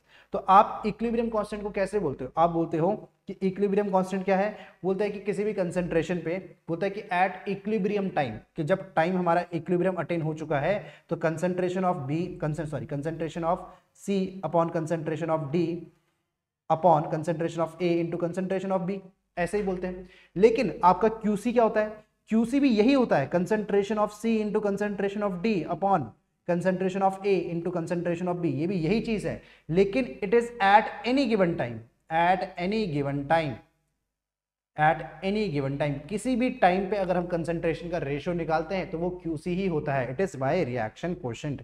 क्या है ये मेरा, ये रिएक्शन का कोशेंट होता है, ठीक है, किसी भी गिवन टाइम पे। हाँ अगर वो टाइम इक्विलिब्रियम टाइम ही निकल गया, इसका मतलब क्यूसी क्या बन चुका है, क्यूसी हमारा केसी बन चुका है। ठीक है, अगर क्यूसी बड़ा हो गया केसी से तो केसी क्या करेगा, क्यूसी की तरफ जाना पसंद करेगा और रिएक्शन कहां जाएगी, रिएक्शन पीछे की तरफ जाएगी, reaction moves in the backward direction. तो ये कोई ग्राफ नहीं था, स्टिल इट इज इंपॉर्टेंट। ठीक है, चलिए एक मैं आपको यहां पे एक सवाल देता हूं, बहुत ही बेहतरीन, मैंने अपने ऑफलाइन में जो हम पढ़ाते हैं उसमें यह सवाल दिया था और बीच की एक डायरेक्शन, इसको मैंने क्या कर दिया था, इसको मैंने ब्लैंक कर दिया था, आई मेड दिस ब्लैंक, और मैंने इसमें लिख दिया था एक्स एक्स। और बताइए कि एक्स क्या चीज है, क्या ये इक्विलिब्रियम का टाइम है, क्या एक कांस्टेंट कंसंट्रेशन का टाइम है, whether it is not at equilibrium, या इनमें से कोई भी आप प्रेडिक्ट नहीं कर सकते, अनप्रेडिक्टेबल। तो इसका करेक्ट आंसर क्या होता, it is not at equilibrium. Actually है क्या, देखिए ये बेस्ड है आपका बेटा ली चैटलियर्स प्रिंसिपल पे। क्या था, देखिए बहुत ही सिंपल है कि अगर आप एक रिएक्शन करते हैं क्या 2HI गैसियस, इसका डिकम्पोजिशन देखेंगे it will B H2 gas plus I2 gas. तो ठीक है, इसने इक्विलिब्रियम अटेन कर रखा है, देखिए मान लीजिए इसने इक्विलिब्रियम अटेन कर रखा है, हम इक्विलिब्रियम पे देख रहे हैं, तो इनकी कंसंट्रेशन क्या है, इनकी कंसंट्रेशन बिल्कुल कांस्टेंट है। फिर हमने क्या किया, हमने लगाया इस पे ली चैटलियर्स प्रिंसिपल। कैसे, हमने बोला है कि हमने इसमें ऐड किया है, क्या किया है, देखिए ध्यान दीजिए यहां पे लिखा है H2 added, H2 added, H2 added का मतलब है कि मैंने इसमें H2 ऐड किया है। अगर मैंने इसमें H2 ऐड किया है तो रिएक्शन क्या करेगी, रिएक्शन क्या करेगी, रिएक्शन हल्का सा पीछे जाना स्टार्ट करेगी। क्यों करेगी, क्योंकि मैंने यहां पे H2 का कंसंट्रेशन इंक्रीज किया। क्या किया, मैंने यहां पे H2 का कंसंट्रेशन इंक्रीज किया। देखो H2 अगर ऐड हुआ है तो क्या करेगा, रिएक्शन ने क्या किया, रिएक्शन में H2 का कंसंट्रेशन इंक्रीज हो चुका है। अब ये क्या करना चाहेगी, रिएक्शन पीछे जाएगी और फिर से इक्विलिब्रियम को एस्टैब्लिश करेगी। तो रिएक्शन हल्की सी पीछे जाती है और इक्विलिब्रियम को रीएस्टैब्लिश करती है। लेकिन थोड़े से टाइम के लिए, जब तक ये ऐसा काम नहीं कर देती, जब तक ये रिवर्सिबल का जो टाइम है और इक्विलिब्रियम अटेनमेंट के टाइम पे है, तो उस टाइम पे बेटा हमारी जो रिएक्शन है it is not at equilibrium, यानी कि इतने टाइम पीरियड के लिए ये रिएक्शन इक्विलिब्रियम पे नहीं रहती। क्या आपको ये बात समझ में आई, ठीक है, तो इतने टाइम पीरियड के लिए ये रिएक्शन इक्विलिब्रियम में नहीं रहेगी। एब्सोल्युटली ट्रू, बिल्कुल ठीक है ये वाली बात, ठीक है, चलिए बिल्कुल ठीक। अच्छा, इस क्वेश्चन को अगर मुझे बहुत ही अच्छा करना है तो मैं क्या करूंगा, मैं यहां पे टाइम स्टैम्प दे दूंगा, मैं बोल दूंगा देखो मैं t इक्वल्स टू 5 सेकंड से मैंने स्टार्ट किया था देखना, और मैं कहां तक देखता रहा, मैं t इक्वल्स टू 10 सेकंड तक देखता रहा।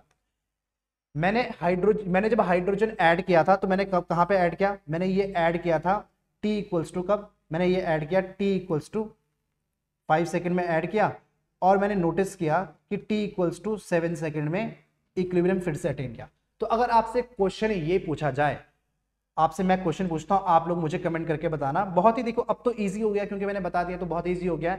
For what time, for what time period, for what time period reaction is not at equilibrium, reaction कितने टाइम पीरियड के लिए इक्विलिब्रियम में नहीं थी। फॉर आपके ऑप्शन है 5 सेकंड के लिए, ऑप्शन बी 7 सेकंड के लिए, ऑप्शन सी 2 सेकंड के लिए, option D always at equilibrium, reaction हमेशा इक्विलिब्रियम पे थी।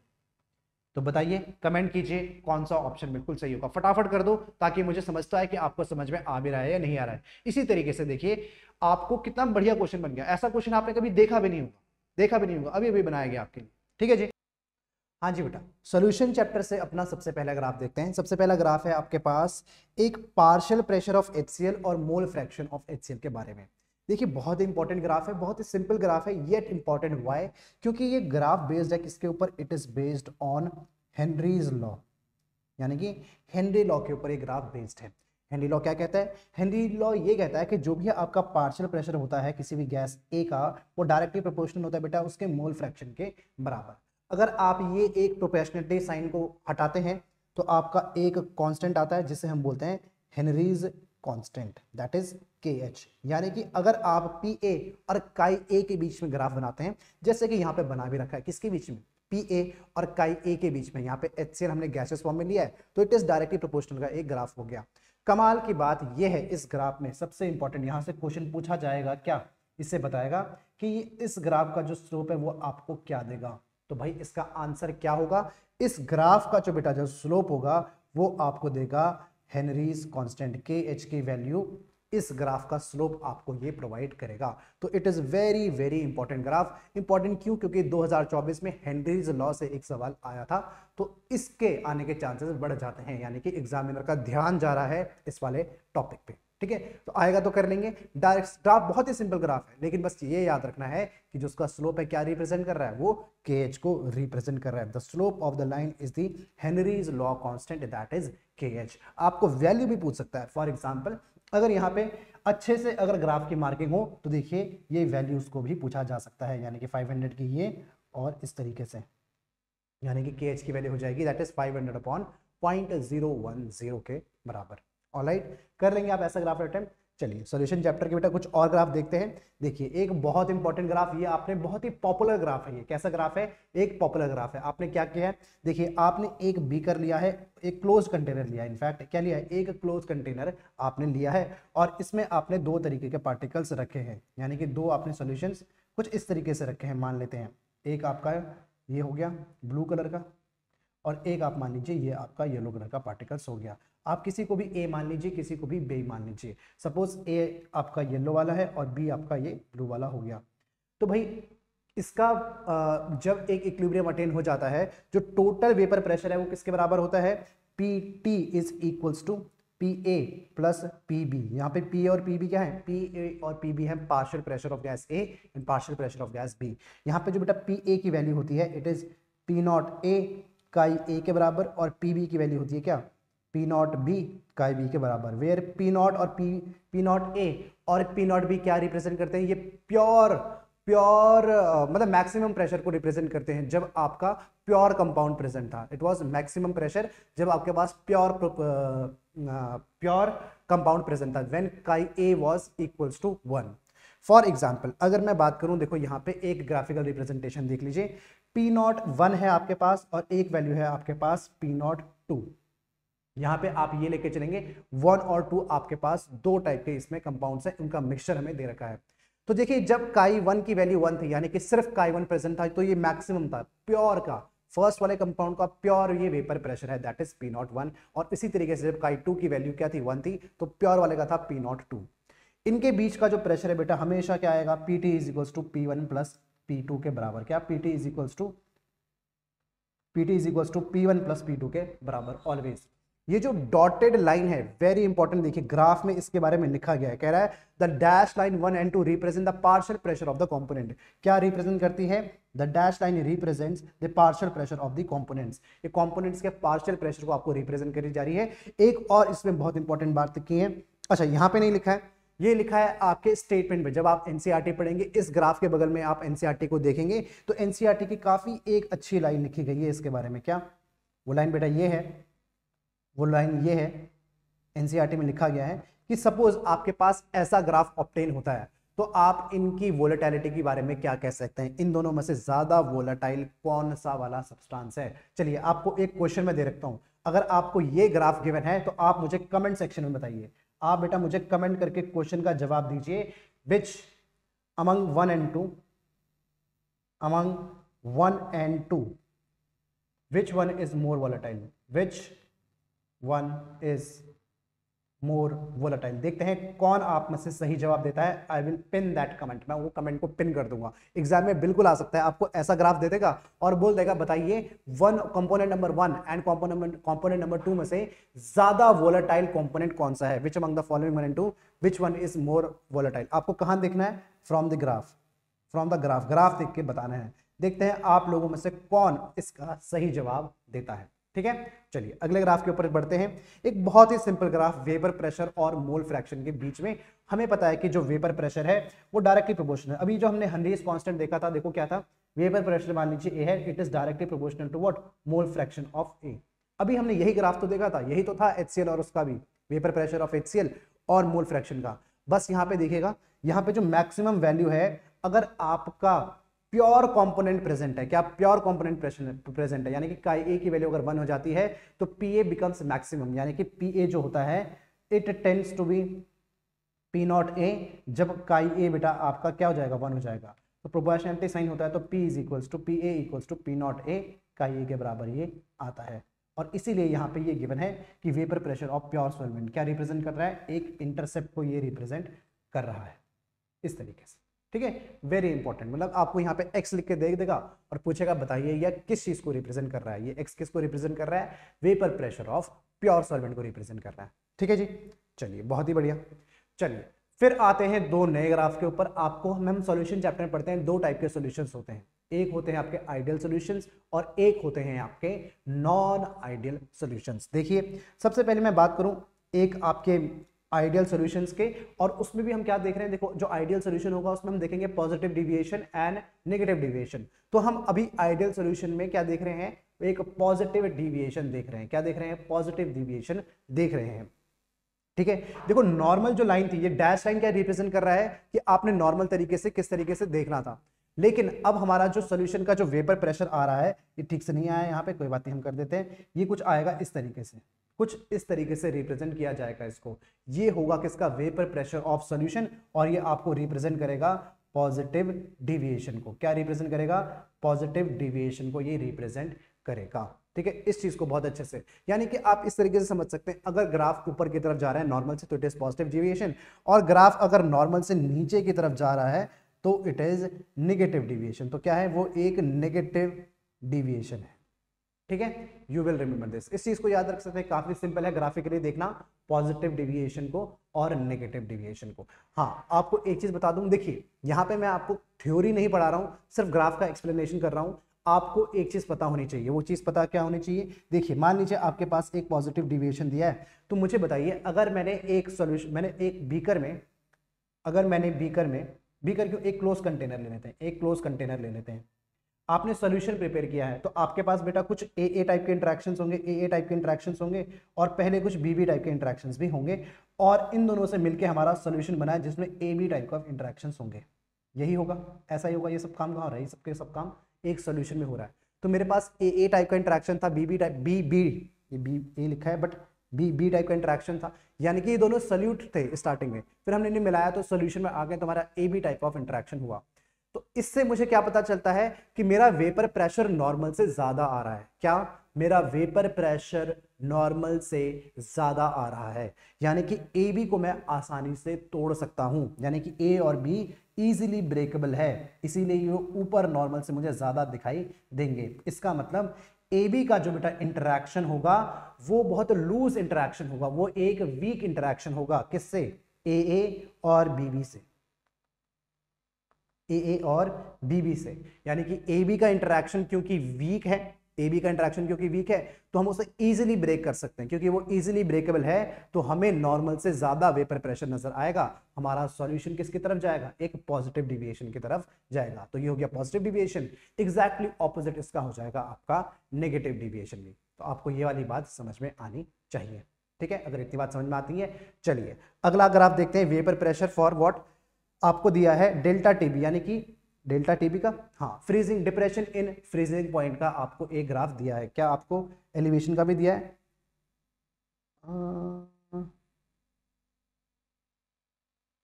अच्छा हाँ ठीक है ना, ये बॉइलिंग पॉइंट का है और ये आपका फ्रीजिंग पॉइंट का देना चाहिए, ये भी आपको डेल्टा टी,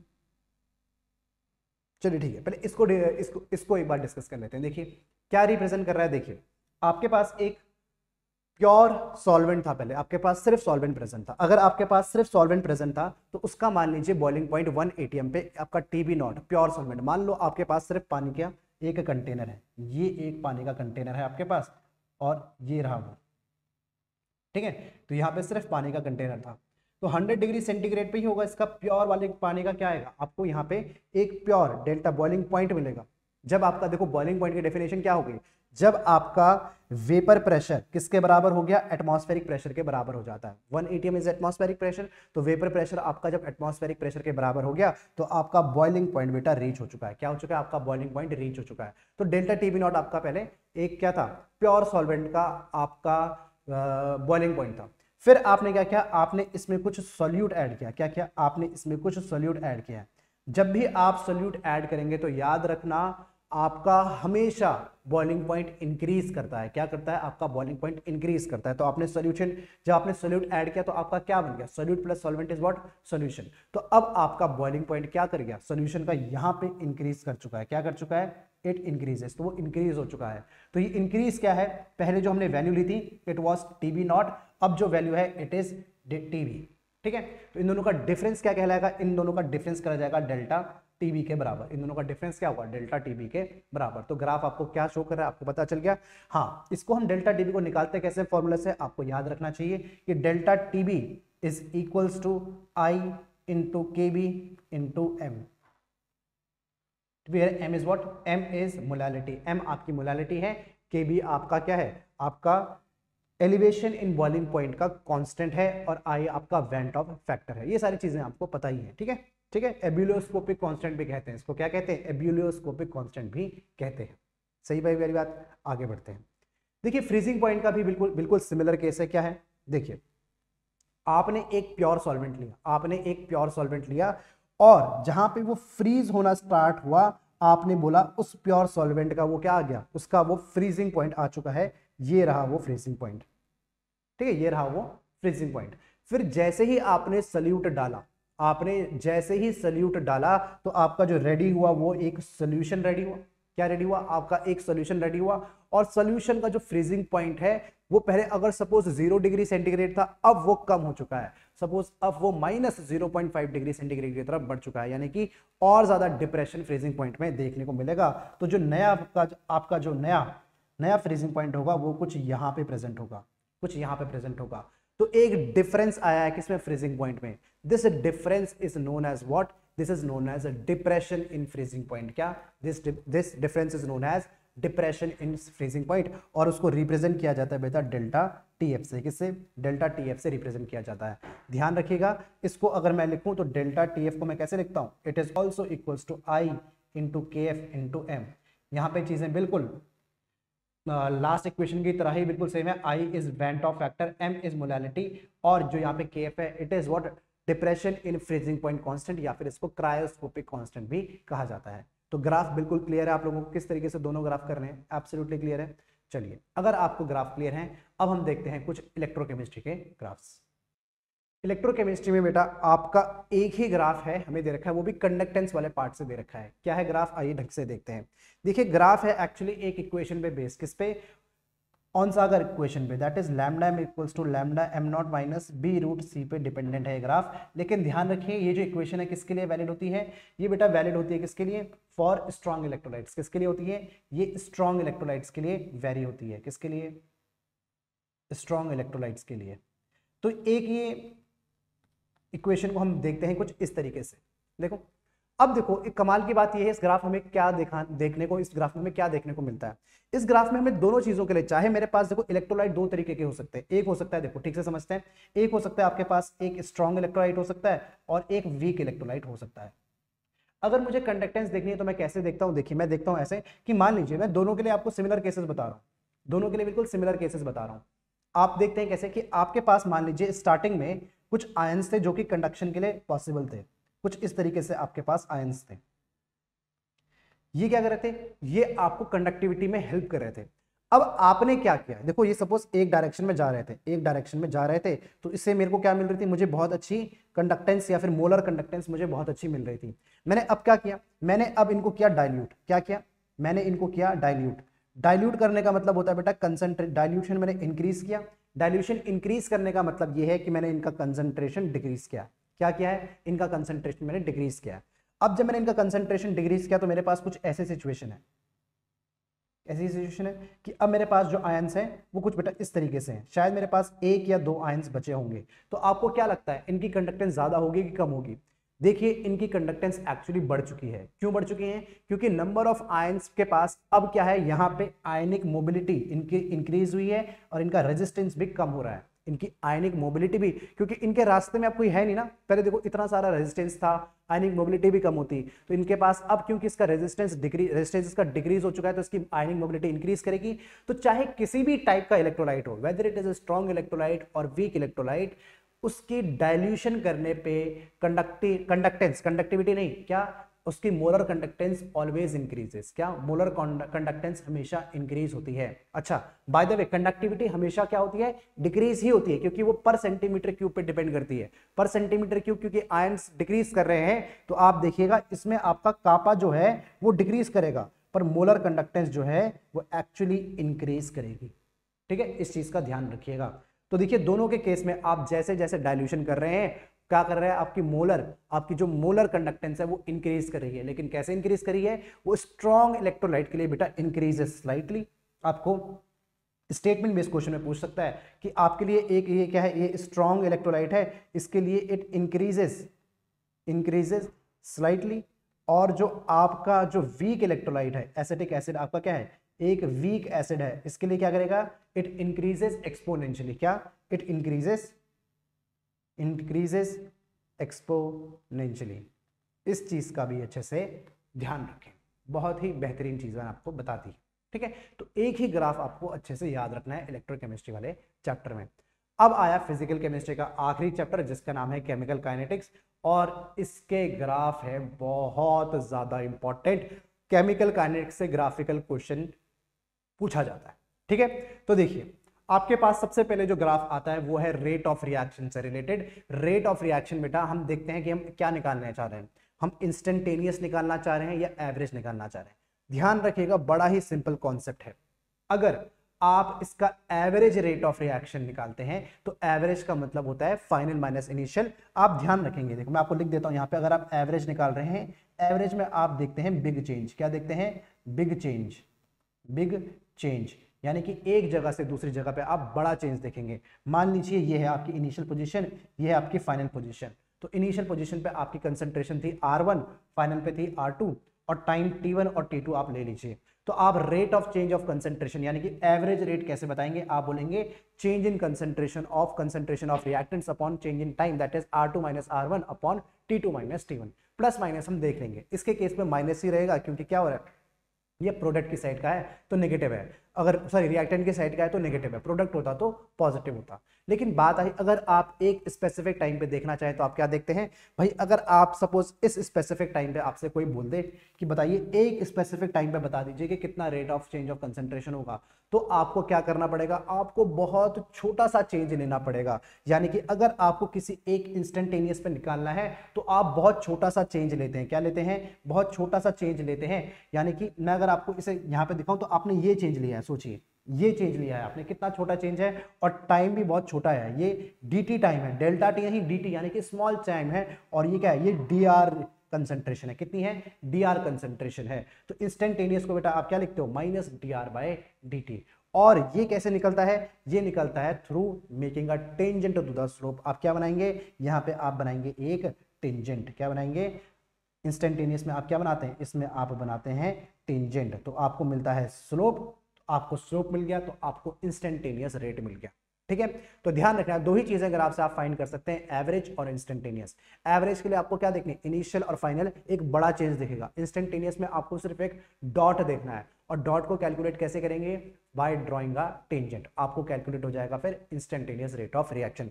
सिमिलर काम आप किस में कर सकते हैं? आप प्रोडक्ट साइड भी कर सकते हैं। बड़ा चेंज देखेंगे तो change in concentration of, big change in concentration of आपको प्रोडक्ट दिखाई देगा, आपको यहां से एवरेज मिलेगा रेट ऑफ रिएक्शन। अगर आपको इंस्टेंटेनियस देखना है तो आपको सिर्फ एक डॉट के थ्रू क्या करना पड़ेगा? एक टेंजेंट ड्रॉ करनी पड़ेगी।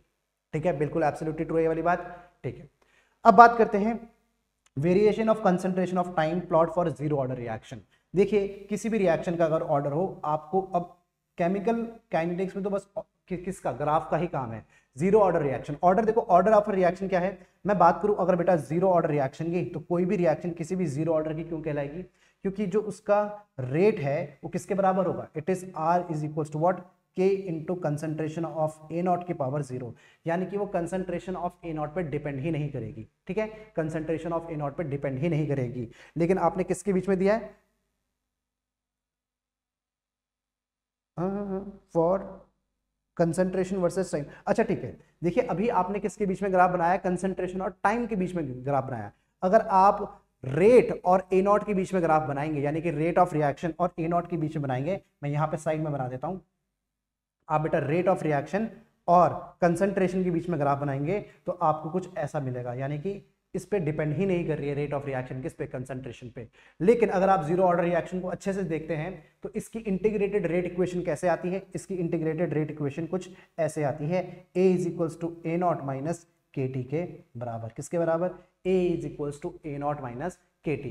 अब आप अगर A और T के बीच में बनाते हैं तो आपको एक डिक्रीजिंग स्लोप का ग्राफ मिलना चाहिए। ये कुछ ग्राफ ऐसा होगा। आप इस ग्राफ को ऐसा भी बोल सकते हैं, concentration of R is equals to concentration of R naught minus K T के बराबर। तो ये आपकी जीरो ऑर्डर की रिएक्शन है। आप equals to Y equals to M X plus C लगाएंगे तो आपको ग्राफ कुछ ऐसा मिलेगा।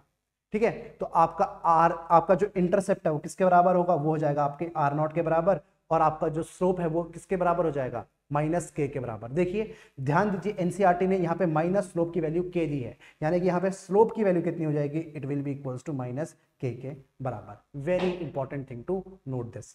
ठीक है जी, कर लेंगे क्या ये ग्राफ, एब्सोल्युटली कर लेंगे। चलिए बात करते हैं बेटा फर्स्ट ऑर्डर रिएक्शन की। फर्स्ट ऑर्डर रिएक्शन को आप कैसे देखेंगे, देखिए फर्स्ट ऑर्डर रिएक्शन के लिए, फर्स्ट ऑर्डर रिएक्शन के लिए पहले आप लिखेंगे कि आपका रेट किस पे डिपेंड करता है, ये रेट डिपेंड करता है आर इज इक्वल्स टू के इंटू ए नॉट की पावर 1 पे, इस तरीके से डिपेंड करता है। अगर मैं इसमें एक छोटा सा ग्राफ बना के देखूं रेट और कंसंट्रेशन के बीच में, रेट और कंसंट्रेशन के बीच में, तो आपको समझ में आएगा कि एक डायरेक्टली प्रोपोर्शनल वाला ग्राफ कुछ ऐसा बनना चाहिए। ऐसा ग्राफ कहीं पे दे नहीं रखा है बट पता है कि बनेगा ऐसे ही। इसकी आप इंटीग्रेटेड रेट इक्वेशन देखेंगे फर्स्ट ऑर्डर की तो किसके बराबर आती है, इसके बहुत सारे फॉर्म्स हैं और हर एक फॉर्म से इसका हर एक सवाल बन सकता है। यानी कि सबसे पहले आपका जो फॉर्म है, it is A is equals to A not E की पावर माइनस के टी, पहला फॉर्म इसका ये है। इसका बेटा दूसरा फॉर्म है क्या, L N A is equals to L N A not minus 1 upon K T, ऐसे भी लिख सकते हैं क्योंकि माइनस, अच्छा एक सेकेंड, माइनस 1 अपॉन क्यों, माइनस के टी लिख दीजिए, माइनस के टी लिख दीजिए सीधा। ठीक है, फिर देखिए अगर आप इसमें लॉग इंट्रोड्यूस करवाते हैं तो ये इसके लिख सकते हैं log A is equals to log A not minus K T upon 2.303। और सबसे जो फेमस इक्वेशन है इसकी वो कुछ इस तरीके से लिखी जाती है क्या, it is equals to K is equals to 2.303 upon T log A not upon A. ये इसकी प्रॉबेबली सबसे फेमस इक्वेशन है। तो हर एक रिएक्शन में आप क्या कर सकते हैं, हर एक रिएक्शन से इसका ग्राफ बन सकता है। यानी कि सिंपल, अगर देखो अगर आपको ए और टी के बीच में ही ग्राफ बनाना हो, यानी कि कंसंट्रेशन और टाइम के बीच में ही ग्राफ बनाना हो, कंसंट्रेशन और टाइम के बीच में ही ग्राफ बनाना हो तो कैसा होगा, एक डिक्रीजिंग ग्राफ है और एक्सपोनेंशियली डिक्रीज कर रहा है, कुछ ऐसा ग्राफ आपको देखने को मिल जाएगा। कुछ ऐसा ग्राफ एनसीईआरटी में नहीं दिया है पर आपको याद रखना है। देखिए एनसीईआरटी में क्या दिया है, अगर आप एल एन आर और टी के बीच में ग्राफ बनाते हैं तो देखिए सेकंड वाले इक्वेशन के लिए ग्राफ बना रखा है, एल एन ए और टी के बीच में आपने देखा कि एक स्ट्रेट लाइन इक्वेशन है, तो आपका जो इंटरसेप्ट है किसके बराबर है, एल एन ए नॉट या फिर आर नॉट, सेम ही चीज है ये देखिए, और इसका स्लोप किसके बराबर है, के के बराबर है, यानी कि माइनस स्लोप किसके बराबर आ चुका है, के के बराबर आ चुका है। बिल्कुल ठीक है ये वाली बात। सिमिलरली आप अगर थर्ड इक्वेशन पे जाएंगे तो आपको ग्राफ बिल्कुल सिमिलर मिलेगा, लेकिन अब आप ग्राफ किसके ऊपर बना रहे हैं, लॉग, अच्छा ये वाला बना रहे हैं आप लॉग ए नॉट अपॉन ए के साथ और टाइम के साथ आप ग्राफ बना रहे हैं। तो टाइम यहां आ जाएगा, तो आपका स्लोप बेटा किसके बराबर आया, स्लोप आया आपका के अपॉन 2.303 के बराबर। सिमिलरली अगर आप के साथ भी बताते हैं तो स्लोप कितना आता, टी अपॉन 2.303 आता। तो इनमें से कोई सी भी इक्वेशन का आपको ग्राफ पूछा जा सकता है, दो तो आपको एनसीईआरटी में ही गिवन है। मेरा मानना है कि आपको इस साल क्योंकि अरीनियस पूछा गया था, ग्राफिकल पूछा गया था, तो ये बहुत अच्छे से देखना है, ये वाला ग्राफ बहुत अच्छे से नोट करेंगे, बहुत ही ज्यादा हाई प्रोबेबिलिटी है इसके आने की। ठीक है जी, आगे बढ़े, चलिए। अच्छा आपको एक चीज और बताऊं, अभी हमने हाफ लाइफ वाले ग्राफ्स नहीं पढ़े आगे, और है भी नहीं, नहीं है, ठीक है कोई बात नहीं, मैं बता देता हूं आपको। एक ग्राफ इंपॉर्टेंट है जो नहीं दिया है एनसीईआरटी में, कोई बात नहीं, हमने तो करना ही है। हाफ लाइफ के बेटा इंपॉर्टेंस है, क्या है, हाफ लाइफ के, हाफ लाइफ के ग्राफ्स भी इंपॉर्टेंट है। देखिए बहुत ही सिंपल है हाफ लाइफ के graphs. For zero order reaction आप बोल सकते हैं कि आप सिर्फ इतना याद रखिए, जो टी हाफ होता है, जो टी हाफ होता है, it is inversely proportional to 1 upon A naught की पावर n-1। तो फॉर अगर आप जीरो ऑर्डर निकालेंगे, तो n की वैल्यू हो गई 0 एंड ए नॉट की power -1। For zero order T half का जो ग्राफ होगा डायरेक्टली प्रोपोर्शनल आएगा किसके, ए नॉट के लिए। जो आपकी फर्स्ट ऑर्डर होगा वो टी हाफ का जो ग्राफ होगा वो इंडिपेंडेंट ऑफ ए नॉट आता है, क्या, it is independent of A not. और अगर आप सेकंड ऑर्डर हमारे सिलेबस में नहीं है फिर भी अगर देखेंगे तो सेकंड ऑर्डर के लिए सेकेंड ऑर्डर के लिए आप देखेंगे बेटा T half will be inversely proportional to A naught, graph कुछ इनवर्स वाला ग्राफ आना चाहिए। तो आई होप आप ये तीनों ग्राफ ही इजिली बना सकते हैं, पता होना चाहिए आपको, ठीक है। अगला देखिए आपके पास एक ऑर्डर है, मैंने आपको बोला था कि मैं केमिकल काइनेटिक्स में, जब हमने थर्मोडायनेमिक्स में ये देखा था, हम क्या देखना चाह रहे हैं इसमें, देखिए बहुत ही ज्यादा इंपॉर्टेंट, टू इंपॉर्टेंट है, वेरी वेरी इंपॉर्टेंट। हम एक एक्सोथर्मिक रिएक्शन के लिए पहले ये ग्राफ देख रहे हैं, किसके लिए देख रहे हैं, एक एक्सोथर्मिक रिएक्शन के लिए ग्राफ देख रहे हैं, इससे क्वेश्चन आते हैं, ठीक है। एक्सोथर्मिक के देख रहे हैं, इसका मतलब रिएक्टेंट की एनर्जी कम होनी चाहिए, सॉरी प्रोडक्ट की एनर्जी कम होनी चाहिए रिएक्टेंट से। तो ये आपकी देखो रिएक्टेंट की एनर्जी है, ये आपकी प्रोडक्ट की एनर्जी है, और इनके एनर्जी का डिफरेंस ये रहा डेल्टा एच, ठीक है। तो चाहे आप फॉरवर्ड डायरेक्शन में जाइए, चाहे आप बैकवर्ड डायरेक्शन में जाइए, आपको ये एनर्जी बैरियर क्रॉस करना ही पड़ेगा, यानी कि ए को मिनिमम इतनी एनर्जी चाहिए कि वो बी में कन्वर्ट हो जाए। तो ये जो एनर्जी बैरियर है, this is known as what, this is known as activated complex, और जो एनर्जी यूज होती है इसमें, this is known as activation energy for forward direction. ध्यान रखिए ये फॉरवर्ड डायरेक्शन के लिए एक्टिवेशन एनर्जी है। अगर मैं बैकवर्ड डायरेक्शन में देखना चाहूं तो बैकवर्ड डायरेक्शन के लिए मेरी एक्टिवेशन एनर्जी कितनी हो जाएगी, मेरी एक्टिवेशन एनर्जी इतनी हो जाएगी। एनसीईआरटी में पूरा नहीं लिखा है लेकिन हम इसे कंप्लीट कर लेते हैं, यानी कि this is my activation energy for backward reaction, ये भी मैंने लिख लिया है, it is also activation energy. अगर हम यहां से यहां जाना चाहते हैं तो it is activation energy for backward reaction, रखेंगे ध्यान इतनी बात। अच्छा, जो टोटल एनर्जी होती है, अगर मैं यहां से यहां तक देखूं, यानी कि यहां से यहां तक देखूं, इस टोटल एनर्जी बैरियर को क्या कहा जाता है, this is what kind of energy, ये टोटल एनर्जी होगी, ये क्या कहलाएगी, ये कहलाती है बेटा आपकी थ्रेशोल्ड एनर्जी, ईटी लिख देता हूं, ये आपकी है थ्रेशोल्ड एनर्जी। इस चीज को भी अच्छे से याद रखेंगे आप, ठीक है। अगर देखो ये तो एक्सोथर्मिक के लिए ग्राफ हो गया, अगर मुझे एंडोथर्मिक के लिए बनाना हो तो मैं कैसे कराऊंगा, मैं देखो इसको कैसे करूंगा, मैं बनाऊंगा एक ग्राफ कुछ ऐसा, और पहले देखिए एंडोथर्मिक का बना दीजिए, यानी कि प्रोडक्ट की एनर्जी कम होनी चाहिए अब रिएक्टेंट से, कुछ इस तरीके का ग्राफ बनेगा। इस केस में this will be energy of reactant, this will be energy of product, और आपकी फॉरवर्ड डायरेक्शन की एक्टिवेशन एनर्जी ये रही, ये रही आपकी फॉरवर्ड डायरेक्शन की एक्टिवेशन एनर्जी। डेल्टा एच बेटा क्या है, ये है आपका delta H, energy difference between product and reactant, energy difference between product and reactant, ये रहा आपकी डेल्टा एच की वैल्यू। और अगर आप बैकवर्ड डायरेक्शन में एक्टिवेशन एनर्जी निकालेंगे तो कितनी आएगी, बैकवर्ड डायरेक्शन में जो एक्टिवेशन एनर्जी होगी वो कुछ होगी इस तरीके से, ये रही activation energy of backward direction, ठीक है। तो आपको एक्सो का एनसीईआरटी में दिया है, एंडो का मैंने बना के दे दिया, दिस इज फॉर एंडो, ठीक है। आई होप अब आप दोनों टाइप के ग्राफ को टैकल कर सकते हैं। चलिए अगला ग्राफ देखते हैं, distribution curve showing energies among gaseous molecules. देखिए बहुत ही सिंपल है, आप कभी भी कोई भी आप एक रिएक्शन करते हैं तो उसमें जो काइनेटिक एनर्जी होती है, ये हम गैसियस स्टेट में पढ़ाते थे, अब गैसियस स्टेट चैप्टर नहीं है तो आप यहाँ पे पढ़ सकते हैं। क्या आपका इसमें जो भी आपके जो सबसे ज्यादा मॉलिक्यूल्स होंगे उनकी kinetic, most probable kinetic energy कहाँ पे आती है, बीच में बिल्कुल, यानी कि जो सबसे ज्यादा फ्रैक्शन ऑफ मॉलिक्यूल्स होंगे उनकी काइनेटिक एनर्जी आपको जो मिलती है उसको बोलते हैं मोस्ट प्रोबेबल काइनेटिक एनर्जी। क्या बोलते हैं, it is known as most probable kinetic energy. इसका सिग्निफिकेंस एक्चुअली थोड़ा सा नीचे है। देखिए आप जब भी क्या करेंगे, आपको एक टेम्परेचर जब भी आप एलिवेट करते हैं, आपको एक चीज है temperature dependence of rate of reaction, यानी कि for every 10 degree rise in temperature, 10 degrees rise in temperature, rate of reaction increases by 2 to 3 times, reaction 2 से 3 times इंक्रीज हो जाता है। दिस 2 और 3 is known as reaction temperature coefficient, ठीक है। तो इसका मतलब ऐसा हो क्यों रहा है, देखिए जब भी आप टेम्परेचर बढ़ाते हैं तो एक्चुअली कोई जब रिएक्शन हो रही है ना, तो क्यों हो रही है, क्योंकि आपके इफेक्टिव नंबर ऑफ कोलिजन्स हो रहे हैं। अगर आप टेम्परेचर बढ़ाते हैं तो क्या होता है, तो आपकी मोस्ट ये जो काइनेटिक एनर्जी है ज्यादा फ्रैक्शन की वो इंक्रीज करती है। क्या करती है, वो इंक्रीज करती है, और आपका जो भी मॉलिक्यूल्स हैं, कोलिजन्स हैं, जो भी मॉलिक्यूल्स हैं उनके जो कोलिजन्स हैं वो भी इंक्रीज करते हैं। यानी टेम्परेचर बढ़ाने से नंबर ऑफ कोलिजन इंक्रीजेज, तभी आपका रेट ऑफ रिएक्शन भी इंक्रीज होता है।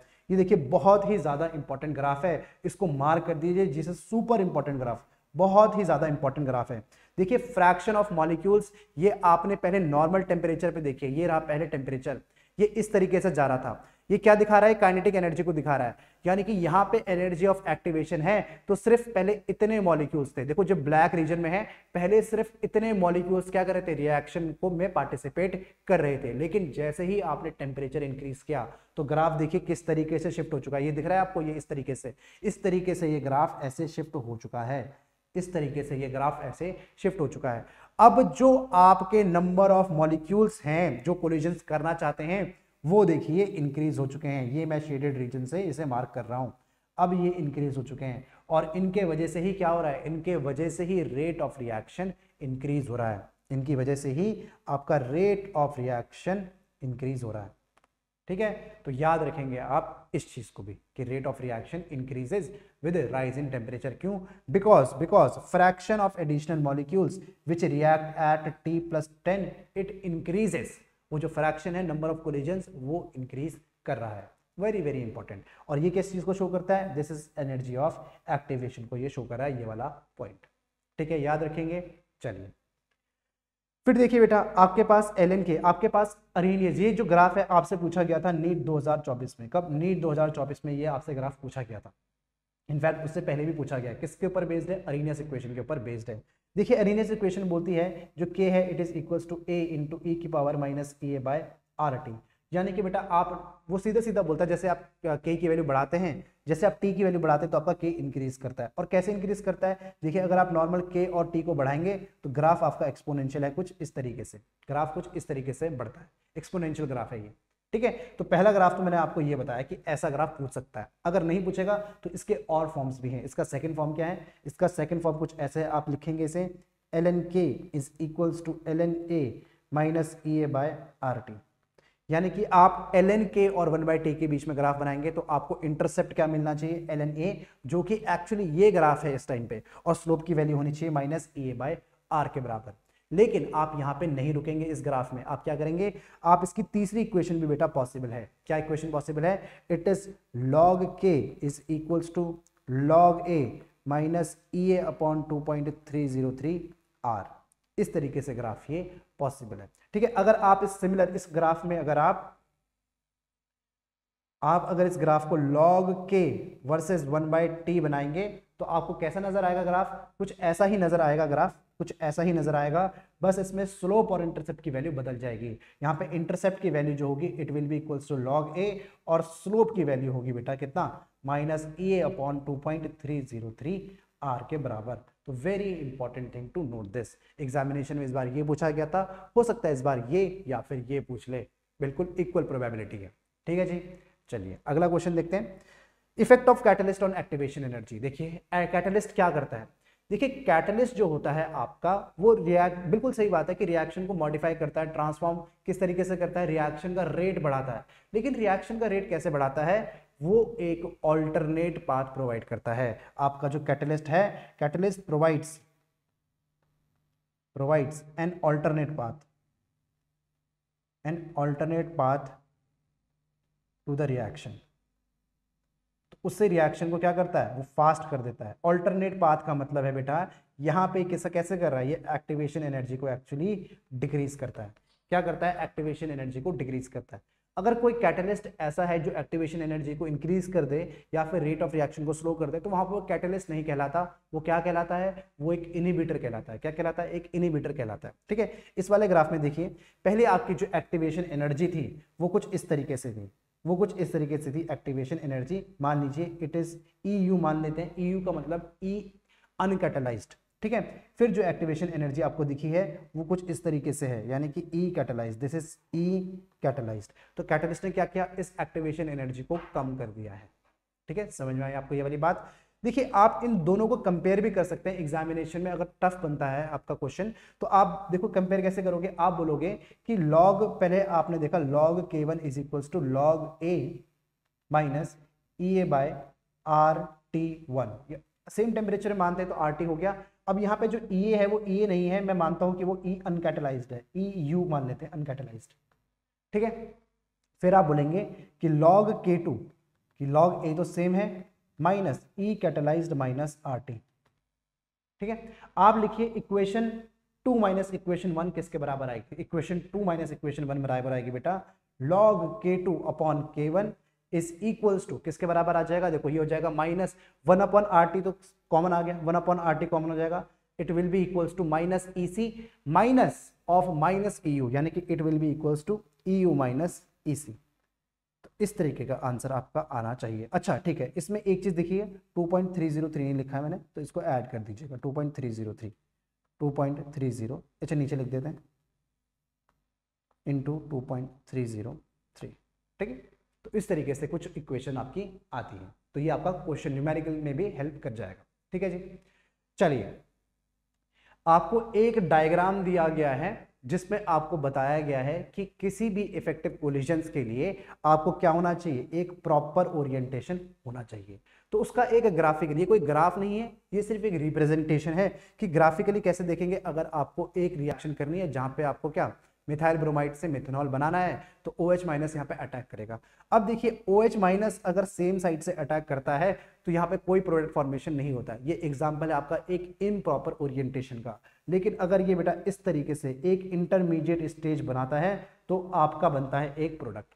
तो चलिए, मुझे आप एक काम कीजिए, यहाँ पे बताइए क्या ये एक SN1 या फिर एक SN2 रिएक्शन का एग्जाम्पल है। क्या ये आपको क्वेश्चन है, मुझे कमेंट करके बताओ, क्या ये एक SN1 रिएक्शन है या फिर एक SN2 रिएक्शन। जल्दी देखते हैं कौन बताता है, और फटाफट कम से कम भाई ह्यूज क्वांटिटी में कमेंट किया करो। इससे क्या होता है, आपको दूसरों को भी पता चलता है कि दूसरे कैसे आंसर कर रहे हैं, उनका क्या सोचने का तरीका है, ठीक है। इससे ये भी पता चलता है और फिर मोटिवेशन तो है ही है। अब हमारे पास आखिरी चैप्टर पे हम पहुंच चुके हैं। D&F ब्लॉक में कुछ इंपॉर्टेंट ग्राफ्स आपको दिए हैं, वो ट्रेंड से रिलेटेड है। पहला ही ग्राफ है, देखिए किसका, मेल्टिंग पॉइंट का। देखिए ग्राफ क्यों इंपॉर्टेंट है पहले मैं आपको बताता हूँ। देखो मेल्टिंग पॉइंट किस पे डिपेंड करता है बेटा, आपको अगर मैं फटाफट से बताऊं तो मेल्टिंग पॉइंट एक्चुअली इंटरैक्शंस पे डिपेंड करता है। किस पे, melting point depends on what, it depends on interactions. यानी कि यहाँ पे जो डी ब्लॉक में जो एलिमेंट्स हैं, ये जो मेटल्स हैं, इसमें होती है मेटालिक बॉन्डिंग। किसमें होती है, इनमें होती है मेटालिक बॉन्डिंग। मेटालिक बॉन्डिंग, तो मेटालिक बॉन्डिंग कैसे होती है, जिसमें ज्यादा अनपेयर्ड नंबर ऑफ इलेक्ट्रॉन्स होंगे उसमें मेटालिक बॉन्डिंग उतनी ज्यादा होगी। यानी कि बेटा अगर आपके पास D1 है तो मेटालिक बॉन्डिंग कुछ ऐसे हुई, यानी कि इसके पास कितने हो सकते थे, D2 में कुछ ऐसे हुई, 1 2 ऐसे ऐसे। D3 में देखिए कैसे होगा, D3 में होगा कुछ इस तरीके से 1 2 3 ऐसे प्रेजेंट होगा, और D4 में होगा कुछ ऐसे 1 2 3 4 1 2 3 4। इसी तरीके से D5 में कैसे होगा, देखिए D5 में होगा कुछ ऐसे 1 2 3 4 5 1 2 3 4 5। अब बात करते हैं फिर से D6 की कि D6 कैसा होना चाहिए। अब मैं करूंगा इसे डुप्लीकेट, तो देखिए ये है आपका D6, मान लेते हैं कि suppose this is your D6। इसका कलर चेंज कर दें, कलर, ठीक है, ये हो गया आपका D6। तो देखिए D6 में क्या है, इसमें D6 ऐसे करेंगे, और अब आपके पास अनपेड कितने बचे, आपको 4 बचे। तो अनपेड की बात करूं, देखो इसमें 1 है, फिर 2 है, फिर 3 है, फिर 4 है, और फिर 5 है, और फिर क्या हो गया, फिर 4 हो गए। इसी तरीके से D7 में अब 3 2 1, और D10 में कितने हो जाएंगे, D10 में 0 हो जाएंगे। तो जितने नंबर ऑफ अनपेड इलेक्ट्रॉन उतनी अच्छी बॉन्डिंग। तो आप कैसा ऑर्डर एक्सपेक्ट कर रहे थे, ऑर्डर बेटा आप कुछ एक्सपेक्ट इस तरीके से करेंगे क्या, कि देखिए D1 में इंक्रीज हो रहा है, D5 तक जाएगा, और D5 में क्या रहेगा, D5 में मैक्सिमम रहेगी आपकी मेटालिक बॉन्डिंग, और फिर इस तरीके से ग्राफ स्लोप डाउन करना चाहिए। ये हमारी एक्सपेक्टेशन है, लेकिन आप देखेंगे ऐसा हो नहीं रहा है। लेकिन लगभग ऐसा हो रहा था, लगभग ऐसा हो ही रहा था, देखो ऐसा हो ही रहा था। 3D की बात करें तो ऐसा ही हो रहा है। धोखा किसने दिया, धोखा दिया इसने, मैंगनीज ने। तो बात ऐसी कि मैंगनीज ने धोखा सर क्यों दिया, ये मैंगनीज एकदम से ड्रॉप क्यों हो गया, इसको तो टॉप में होना चाहिए, ये सबसे कम क्यों हो चुका है, ऐसा क्यों है। इसका रीजन है कि देखिए मेटालिक बॉन्डिंग, पहली बात कोई भी बॉन्डिंग हो, चाहे मेटालिक बॉन्डिंग हो या फिर कोई भी कोवेलेंट बॉन्डिंग हो, वो हो क्यों रही है, वो हो रही थी स्टेबिलिटी के लिए। किसके लिए हो रही थी, वो हो रही थी स्टेबिलिटी के लिए। और मैंगनीज तो बेटा D5 कॉन्फ़िगरेशन है, it is already very stable.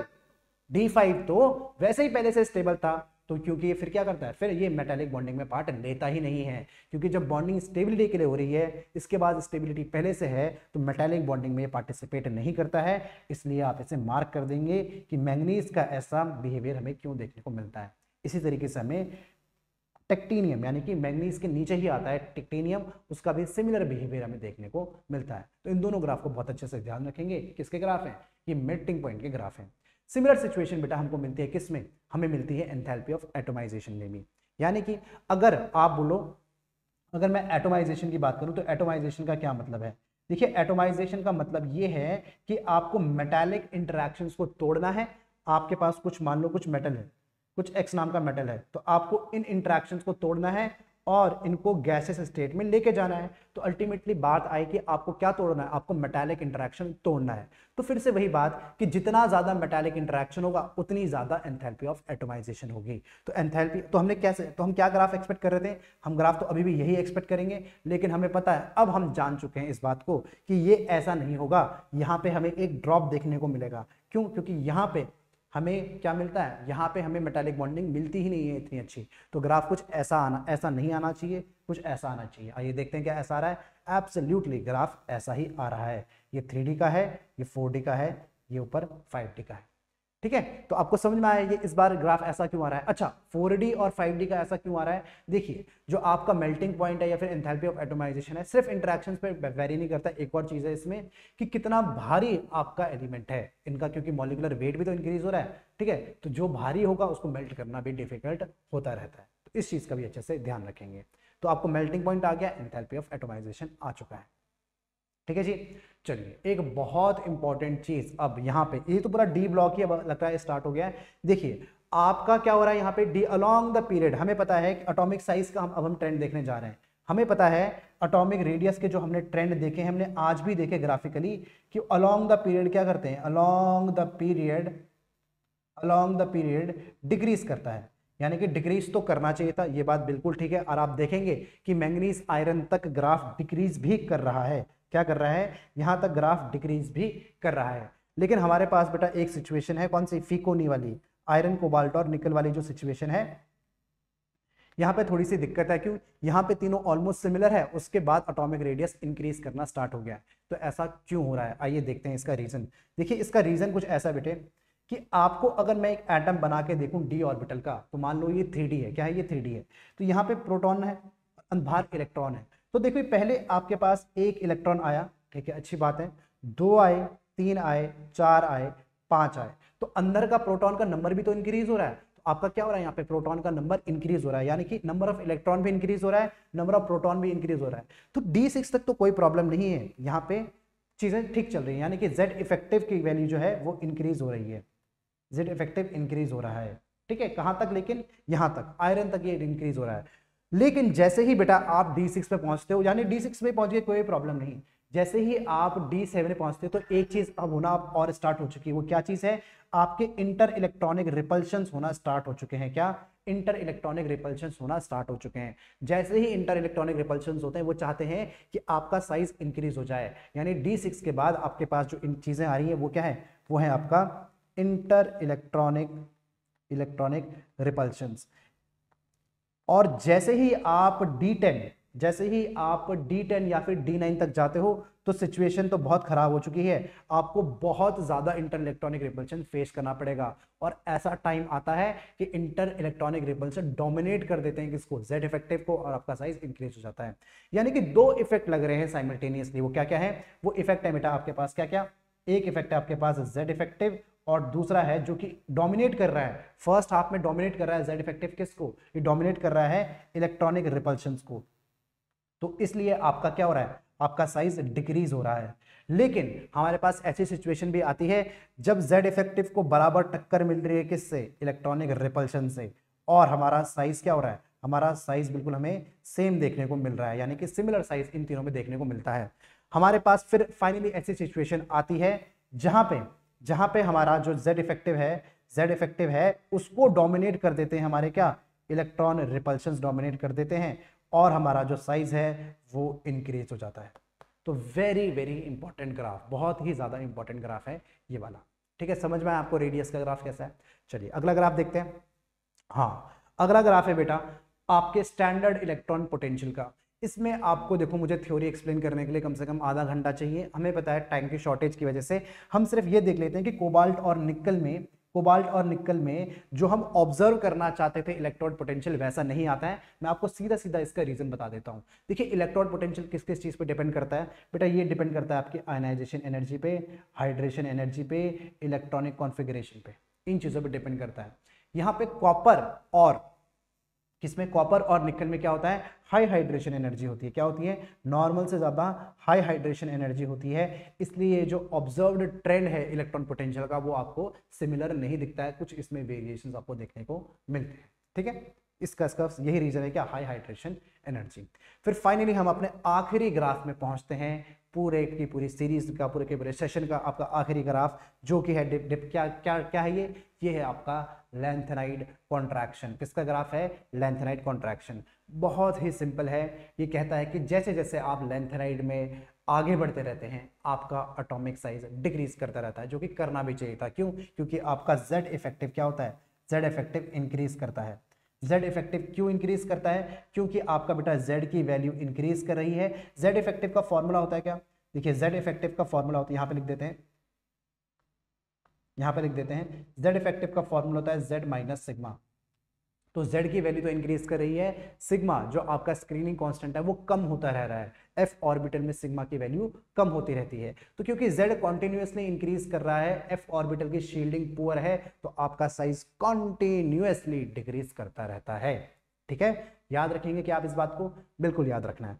इसमें देखो आपको कुछ चीजें टुकड़ों में मिलेंगी। टुकड़ों में मिलने का मतलब क्या है, देखो जैसे ये आपको मिला सीरियम 4+ और Pr4+, ठीक है, आपको सीरियम और प्रोमीथियम को दिखेगा कि इसका साइज कम है। देखो ये जो सारे के सारे साइजेस हैं ये आयनिक रेडियस हैं, किसके आयनिक रेडियस हैं, क्योंकि जो आपके लेंथेनाइड्स हैं, सारे के सारे लेंथेनाइड्स हैं, +3 ऑक्सीडेशन स्टेट को शो करते हैं। किसको, +3 ऑक्सीडेशन स्टेट को ये शो करते हैं। लेकिन ये +4 वालों का साइज तो और छोटा होगा ना, +4 वालों का साइज तो और छोटा होगा, तो लिखा है तो साइज ये छोटा है। इसमें ये भी शो करना चाहते हैं, मैं इस ग्राफ से ये भी पता चलता है कि सीरियम और प्रोमीथियम क्या करते हैं, +4 ऑक्सीडेशन स्टेट भी शो करते हैं, और टीबी भी शो करता है, +4 ऑक्सीडेशन स्टेट शो। इसमें एक चीज और है, टीएम और वाईबी ये दोनों क्या करते हैं, 2+ ऑक्सीडेशन को शो करते हैं। और ऊपर एक और होगा, हाँ, समारियम और यूरोपियम भी हमारे 2+ ऑक्सीडेशन स्टेट को शो करते हैं। यानी कि क्या क्या ऑक्सीडेशन स्टेट हमें लेंथेनाइड्स में मिलती है, हमें मिलती है 3 इज द मोस्ट कॉमन, जो कि आपको दिख ही रही है, बाकी आपको 2 और 4 भी मिलती ही मिलती है। ठीक है, इस बात का अच्छे से याद रखेंगे। ठीक है, इसी के साथ बेटा आपके सारे के सारे ग्राफ हम डिस्कस कर चुके हैं। बताइए क्या आपको ये पढ़ के मजा आया, क्या आपको कुछ कुछ नया पता चला आज के, अरे ऐसा भी होता है, क्या आपको इंटरेस्टिंग लगा ये सेशन। अगर आपको ऐसे ही, देखिए ये आपकी जो भी सीरीज चल रही है कि 4 डेज चैलेंज है और आपके 60 मार्क्स गारंटीड है, सिर्फ ग्राफ पढ़ के बेटा आप, मतलब अगर आपको ग्राफ और उसका कॉन्सेप्ट समझ में आता है तो 12 से 16 मार्क्स आप 3 से 4 क्वेश्चन आप एक्सपेक्ट कर सकते हैं ग्राफिकली। यानी कि जरूरी नहीं है कि ग्राफ एग्जैक्ट आपसे पूछा जाए, बिल्कुल भी जरूर हो सकता है एक भी ग्राफ ना पूछा जाए, लेकिन ग्राफ की जो इंफॉर्मेशन है वो बहुत इंपॉर्टेंट है। ठीक है, तो इस चीज को बहुत अच्छे से आप ध्यान रखेंगे। ऐसा मत सोचिए कि हम जिन्हें ग्राफ पढ़े हैं इनमें से एक ग्राफ एग्जाम में आ जाएगा या फिर 4 ग्राफ, ऐसा बिल्कुल भी नहीं है। लेकिन जो आपने इन्फॉर्मेशन गेन की है, जैसे कि इसमें हमने इतनी सारी इन्फॉर्मेशन गेन की है, उस इन्फॉर्मेशन को ध्यान में रखना इज वेरी वेरी इंपॉर्टेंट। तो आई होप आप उसे ध्यान में रखेंगे। कमेंट करके बताइए कि आपको ये सेशन कैसा लगा, आपका 4 डेज चैलेंज कैसा चल रहा है वो भी कमेंट करके बताइए। क्या आपको आगे ऐसे चैलेंजेस और चाहिए, आपके सजेशन भी मुझे चाहिए कि बताइए, और हम बेटर तरीके से आपकी तैयारी में कैसे हेल्प कर सकते हैं। तो I hope this was a good session for you guys. Thank you very much.